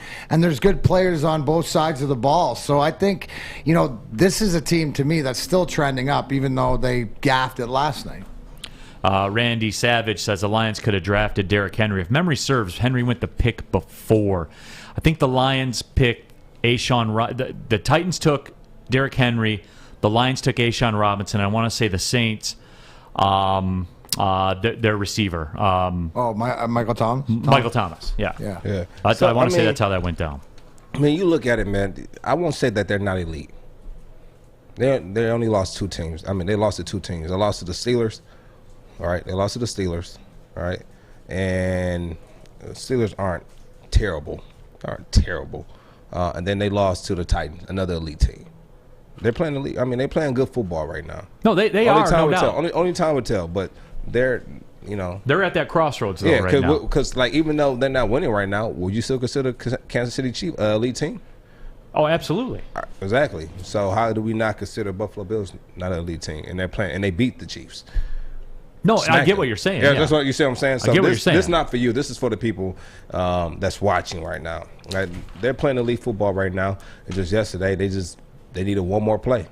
They needed one more play. And even though defensively they didn't play their best game, they showed up in the moments they had to show up in.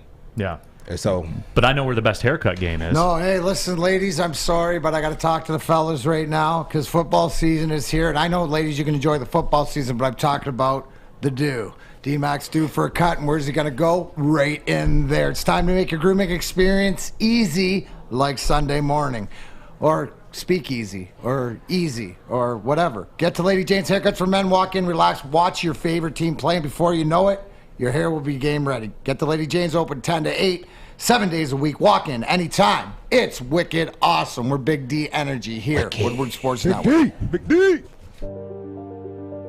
I'm looking to bring on another HVAC tech right now. We are recruiting 5 to 10 techs a month. We're looking to grow and expand. Every new tech we hire is from Northwestern Tech. The hands-on training is fantastic. They're always my first call. We love hiring Northwestern Tech grads. They come out trained and ready to work. Our program is only 10.5 months, and our next classes are starting soon. So why wait? I'm looking to hire Hire a graduate of Northwestern Tech. Northwestern Tech. Northwestern Tech. Northwestern Tech.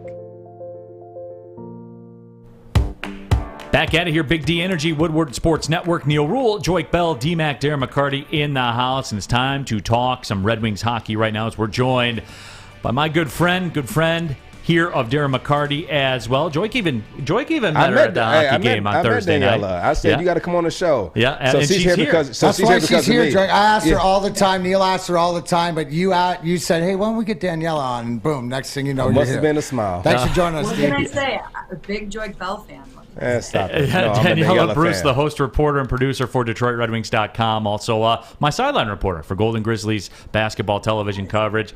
Daniella, look, I mean, we were all down there on Thursday night. There was a ton of juice in the building. I watched the game on Saturday night on television. Still a lot of juice in the building. People are excited for this team, aren't they? Yeah, and they should be. I think they're taking so many steps in the right direction this year. And like you said, Neil, the atmosphere has been amazing here at Little Caesars Arena so far. And I think that has a lot to do with the young talent that's up and coming, right? Moritz Seider and Lucas Raymond both have fit kind of seamlessly into the lineup. So there really is a lot to be excited about. Talking to Daniella Bruce, obviously you can catch us for some games. I won't be there tonight. I think Jason Woolley and her will be doing Game Day Live with Art Ragnar. Yes, the Art. But Daniella, you've been there through everything, right? And watch this team and been forced to watch some bad hockey where if I'm there, I get to leave, right? What's the fun part for you, or what do you see to tell fans that what's coming, because you're there every day, you're just at the press conference, things like that, but has it really changed? Is it an attitude? Is it the talent level? What's the difference, and what do you enjoy about it?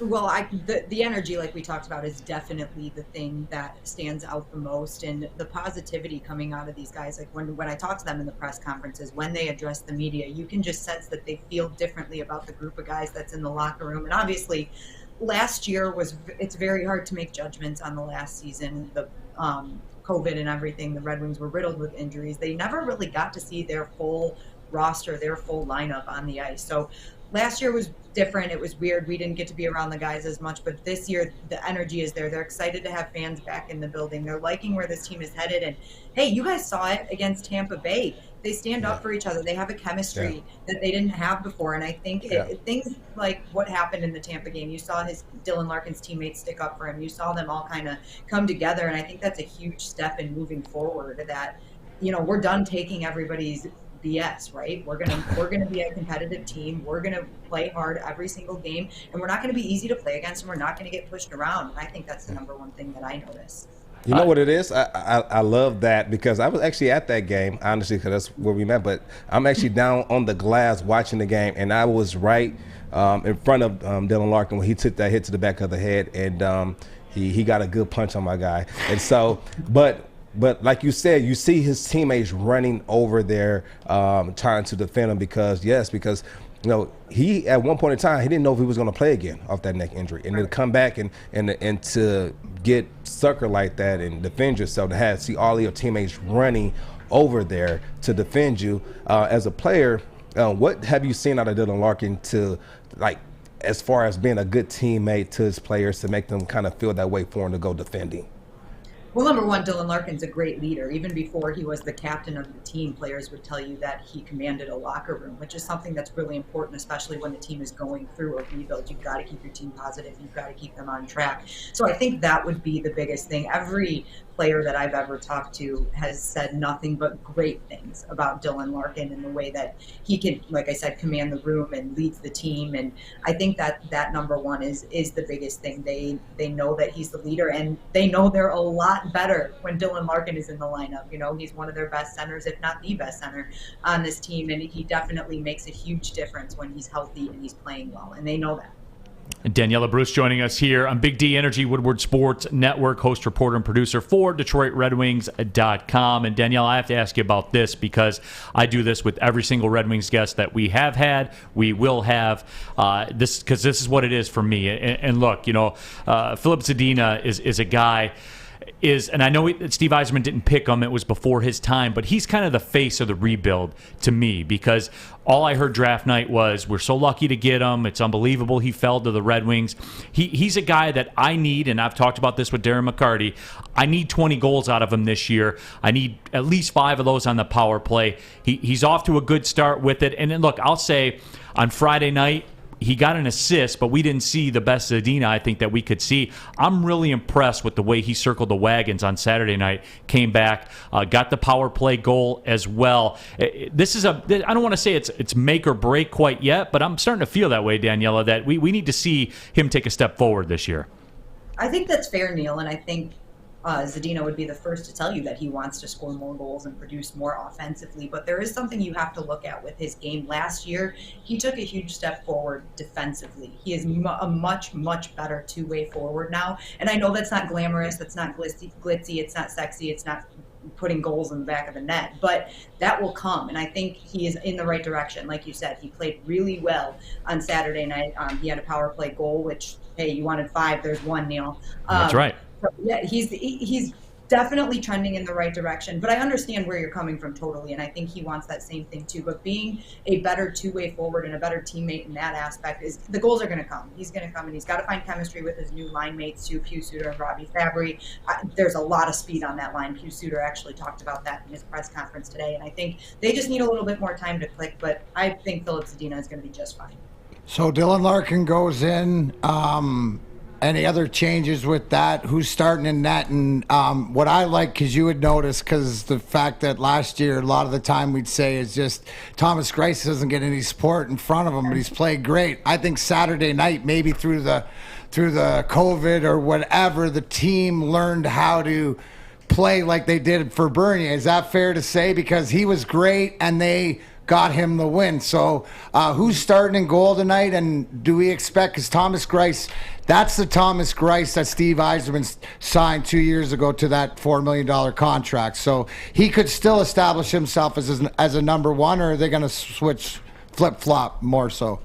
Well, Darren, I didn't get any for real confirmation from Coach Blashill, but Thomas Greiss was the first goaltender off the ice at morning skate today, which normally indicates that he will be starting. And hey, like you just said, he deserves it after that start on Saturday. He was awesome against Vancouver. He made 40 saves, stopping 40 of 41. So he was great, and he'll be in net again tonight. And Coach Blashill has never really said that there's going to be that number one, number two goaltender. They're definitely both going to get their opportunities, that being Thomas Greiss and Alex Nedeljkovic. But how do you not go with Thomas Greiss after what he did on Saturday? I think it kind of comes down to riding the hot hand. You got to give him another shot.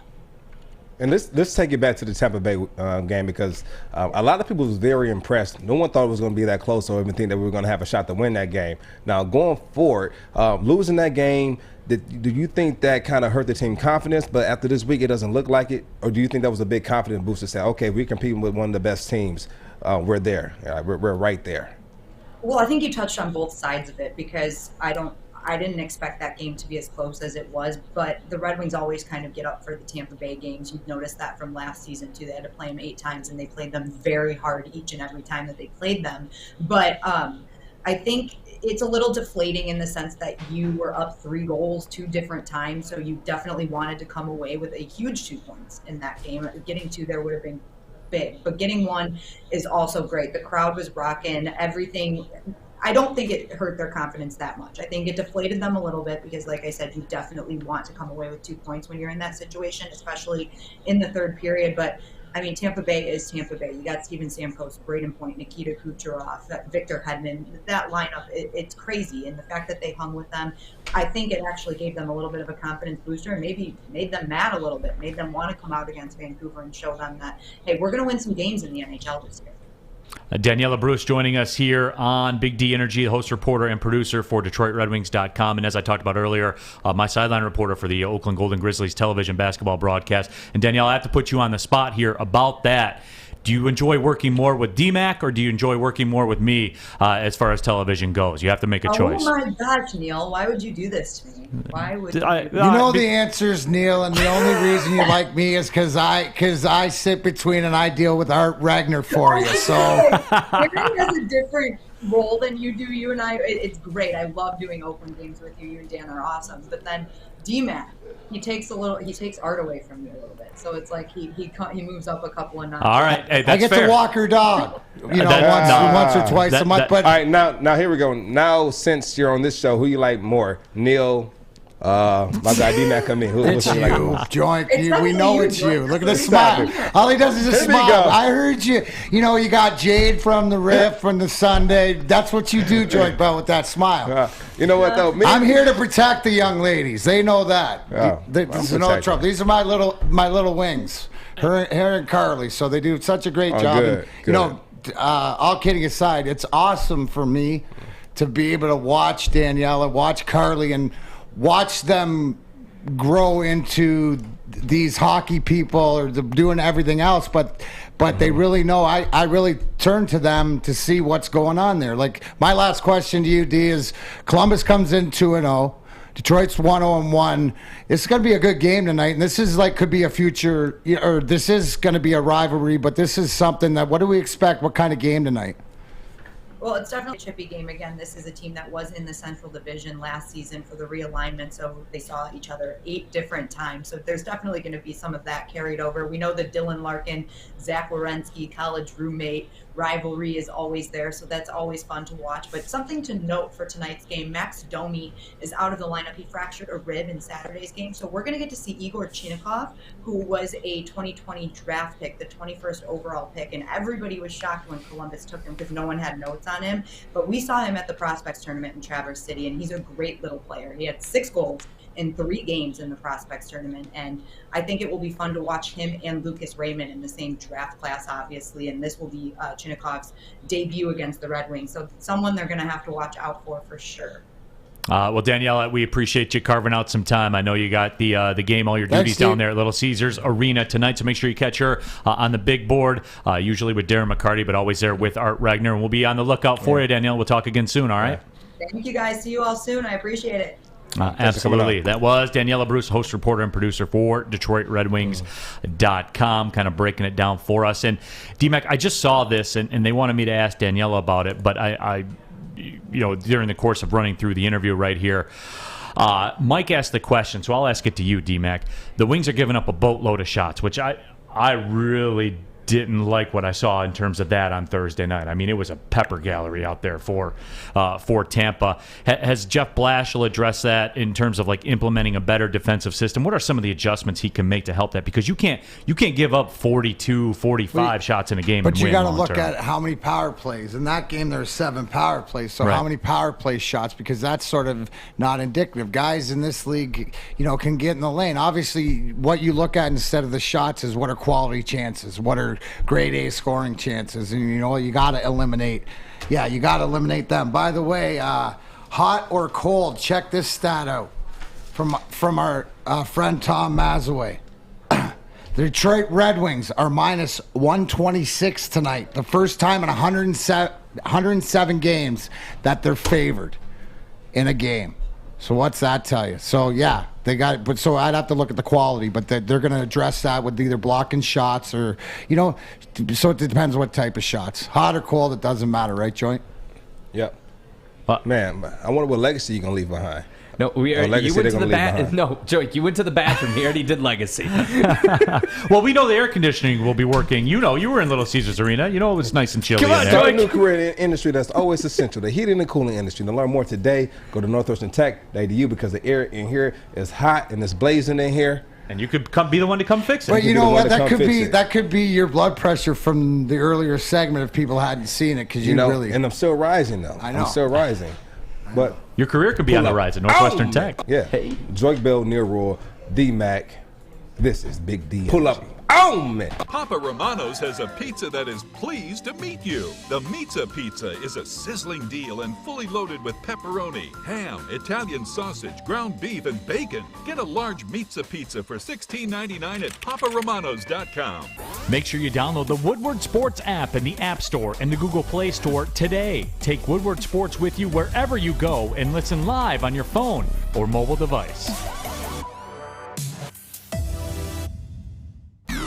Back at it here, coming down the stretch. Big D Energy, Woodward Sports Network on a Tuesday. My name is Neal Ruhl, Joique Bell, D-Mac, Darren McCarty in the house. Fish is here. Arturo is here. The gang's all here, everybody. We are squad deep on Big D Energy. I wanted to get your guys' take real quick on the college football from the weekend because obviously you guys both weren't here yesterday, but Michigan State. And I brought this up to Terry Foster. I'm curious to get your comments on it too, D-Mac, because for Michigan State, I never have seen as much slander on a performance for a team that covered the point spread. That was supposed to be hard. We knew that was going to be hard coming in. Yeah, and you know what? They got some things to clean up, and they made some mistakes, but you're going to go on the road, and when you cover the spread, you can't be too disappointed. I think that just everybody's looking ahead, that they think that this weekend, and I think also, too, Michigan will come out of the Northwestern game and be undefeated and go into that next weekend both teams undefeated. So I think that everybody just wants more. When they see the zero, like the expectations, they forget their prognostication before the season, what they expected, when a lot of people are saying they might not get 6 wins, right? So they're in a good position. They played a tough game. They faced adversity. They made some mistakes, but they also got, at the end of the day, they got the W. So clean it up, and it'll benefit them, I think, having that week off to prepare. But they got the job done, Neal, and how can you be mad when they cover a spread? Yeah, and they held up their end of the bargain for the undefeated Michigan State game, which will take place on October 30th. It will be at noon. There was a ton of talk yesterday. I was stunned by the backlash of people that are upset about this whole noon kickoff thing. Nobody's a weekend morning drinker? I mean, I thought you'd be happy that you get up and, our own Kennedy Broadwell, she called it out and said it right. She said, well, wake up and drink and nobody's going to look at you differently. I mean, you can have your whole day, man. It might be a concert or a show that night. As I like to say, D-Mac, you can't drink all day if you don't start in the morning. I used to say that too. Yeah, I mean, that is the case. But, people were all kinds of fired up about this, and the writing was on the wall. Because, guys, I'll set the record straight on this once and for all. ABC, ESPN had the first pick of games. And I know this is going to get people upset, but they picked the Ohio State-Penn State game over Michigan. They put that at 7:30. They put that one at 7:30. That's the night game, the national game. That? Here's why they would do that, okay? And I know this is blasphemy, but trust me on this one, guys. TV networks are in the business of appealing to as many viewers as possible. And people that live in the South, people that live in the West, people that live in the north central United States of America, Ohio State's the name brand, guys. They are. Check the resumes. In Michigan. No. They know Michigan, Ohio not State. even 25 on that list. Right. They go with the team that has been relevant nationally in the last 2 decades, and that is Ohio State. That's won national titles. That's won Big Ten titles. That's dominated their rivalries. And I know nobody likes to hear that. I know I'm going to get called a hater and all that stuff, and that's fine because I tell you what we know. You are a hater, No, Neal. that's what we know. So, yes, that's what they're going to go with. Fox has the second pick. They're building their whole brand around this big noon kickoff. And the Michigan fans that are upset, I really don't understand because it was your god, Bo Schembechler himself, who said, toe meets leather at noon. That was his words. Like, that's when Big Ten football is supposed to be played. So it's being played at noon. There you go. You guys got what you like.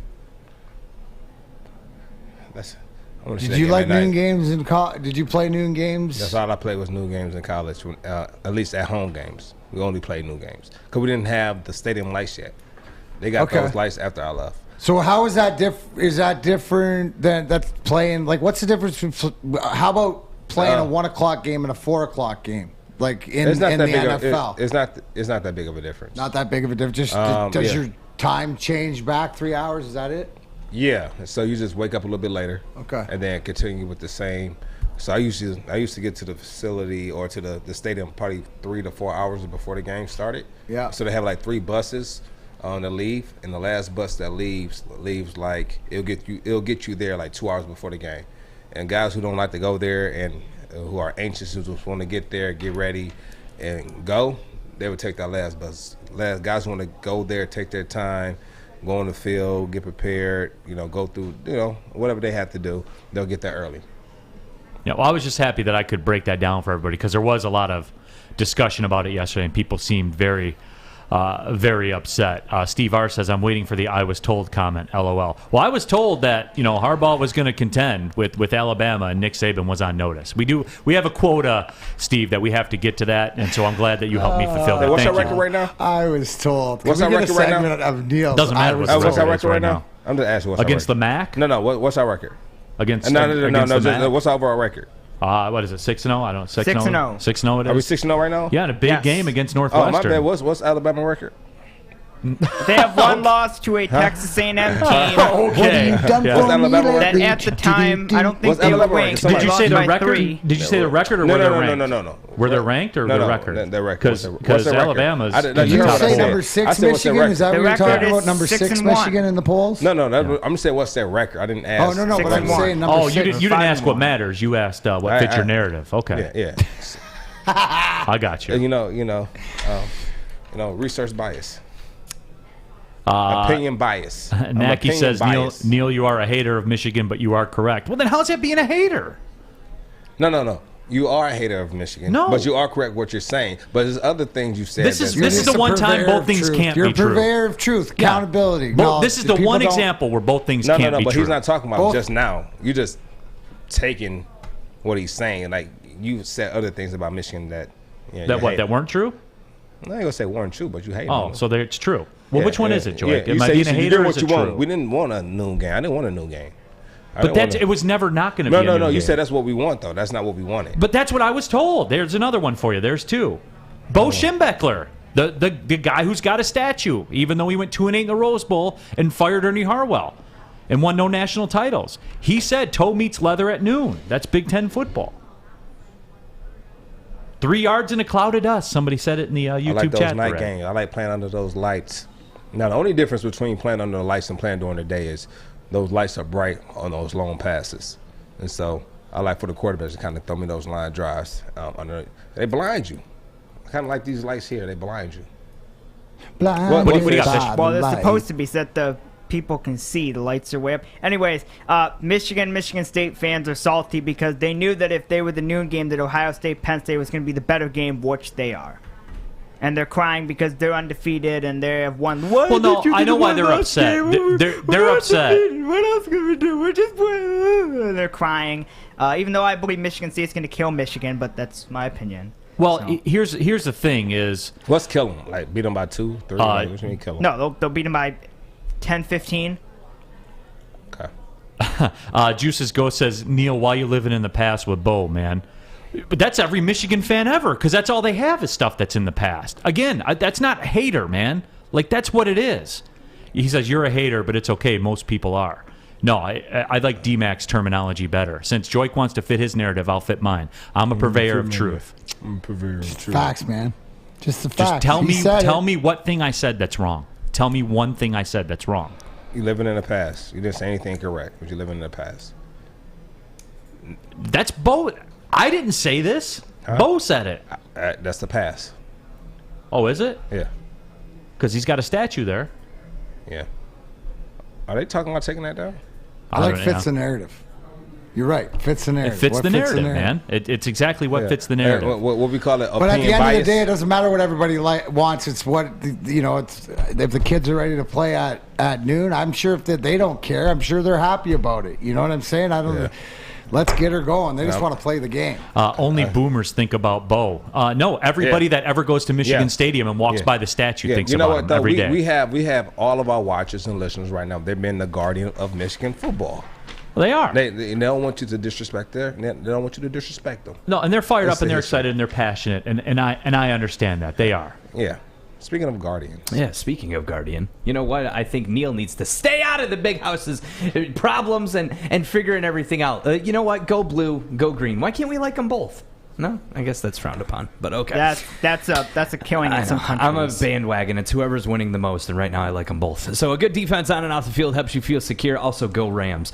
Guardian Alarm has state-of-the-art technology help you feel safe with all the 24/7 local monitoring you could ever want or need. Guardian Alarm also has convenient features. You can check the carbon monoxide in your house. Hopefully there's none of that. You could also control the lights, control the temperature, all that. You can even lock and unlock the door. So here's what I need from you. If you're interested in this and you want to feel secure, call 1-800-STAY-OUT. That's 1-800-STAY-OUT. One more time, really loud, 1-800-STAY-OUT. Guardian Alarm, your trusted source for over 90 years at keeping families safe. I'm looking to bring on another HVAC tech right now. We are recruiting 5 to 10 techs a month. We're looking to grow and expand. Every new tech we hire is from Northwestern Tech. The hands-on training is fantastic. They're always my first call. We love hiring Northwestern Tech grads. They come out trained and ready to work. Our program is only 10.5 months, and our next classes are starting soon. So why wait? I'm looking to hire a graduate of Northwestern Tech. Northwestern Tech. Northwestern Tech. Northwestern Tech. Let's finish strong, guys. Final segment. We are going to finish strong. Final segment of the show here. Big D Energy, Woodward Sports Network, Neal Ruhl, Joique Bell, D-Mac, Darren McCarty. Mike says in our YouTube chat thread, I was told by Neal Ruhl that Flip Zadina is the next Ovechkin. I never said that. No, you didn't. I never said that. I said I just want 20 goals this year. I want him to be a 40-goal scorer. You might have said I'd like him to be Ovechkin. Yeah. Well, he is on a pace to score 42 goals. That's not Ovechkin pace. Or 41 goals, excuse me. That's not Ovechkin pace. 41 goals, but 41 power play goals, too. They're all going to be on the power play. That would be acceptable by you? I would take that. I certainly would take that. Got a couple of house cleaning things to get to. It was just announced Ben Simmons of the Philadelphia 76ers suspended for 1 game. Reports are he was thrown out of practice and missed the first 2 weeks of training camp after he requested a trade. So, wow, it's getting bad there, man, as you figured it might. Yeah, he wants to go. I can't see Doc Rivers putting up with a lot of No, Doc Rivers. And it looks like he's not. OG, man. Doc Rivers, he's an OG. He's not. He doesn't want that around his team. No. We got one goal here. We got either get on board or go home. And in the words people use, throws him out of practice. I don't see him like yelling to throw him out of practice. I think he's probably went to him and said, "Listen, I can tell you don't want to be here. Your energy is negative. Just go home. Go home, take this week off, because we're not going to tolerate that." And probably, sent them home. When you get to that level, understand the way you deal with athletes in different sports is real. So he's going to talk to him like, just go home. We'll take this week off. We don't need that here. That's not part of our goal. Get your mind right. We'll bring you back the second week and get out of here. We're not going to yell at you. We're not going to do that. I haven't seen that in the NBA.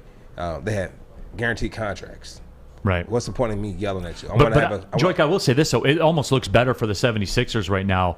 Just get them out of here. Even if you got to pay them, the damage done. Because the 76ers, they are a championship contender. They are. I mean, I think they're more of a championship contender with Ben Simmons. They've more imploded. Right. You know, the implosion You think of... they're more of a championship contender with Ben Simmons. I mean, I feel that way, but you know, at this point, I think it's so fractured that they're just pay him whatever you got to do, just get him out of there because, as you said, he's bringing it down. No, absolutely, and this is the way to move forward. You want to try to get something for it, but at the end of the day, it might put you ahead because, like you said, Doc Rivers is an OG. He's got a way of doing things if you're going to set the culture because the talent's there, but the winning isn't. That sometimes you got to get rid of the top players. Chuck says, and folks want us to trade for him, please. And at this point, I would think the market is so depressed you're not going to have to give up a ton for him. I mean, at first I was about that. I mean, the guy is a number 1 overall pick. The guy performed all that stuff. But, I mean, at this point, the brand is damaged, Joique. It's damaged. Yeah, and you have that type of attitude on your team. Like, who's going to want to – like, there's certain ways you go about certain things. You know, but at the same time, people around the NBA talked about it, like, you know, teams can trade you whenever they want to. Why can't you request to be traded and go to another team? Which I feel them on that. If you're not happy in a certain place, then obviously you want to go somewhere where it's a healthier environment for you mentally. Some COVID news as well. Washington State fired their football coach, Nick Rolovich, and 4 assistants for failing to comply with the vaccine mandate. It was my understanding that all Washington State employees were required to get vaccinated. He dissented. He was let go from his duties. 4 assistant coaches were let go as well. And Nick Rolovich, he was a great quarterback at Hawaii. You guys know my affinity for Hawaii football. You would know if anybody. Yeah, he get a shot somewhere else. He was a great quarterback. And Joique, I was going to ask you about that. Like, he'll get a shot somewhere else, and he's going to bring his guys with him. You know, that's one thing about coaches in this league, right? It's a very, very small circle. So when you get an opportunity somewhere else, you usually want to stick with the guys that you have a good relationship with.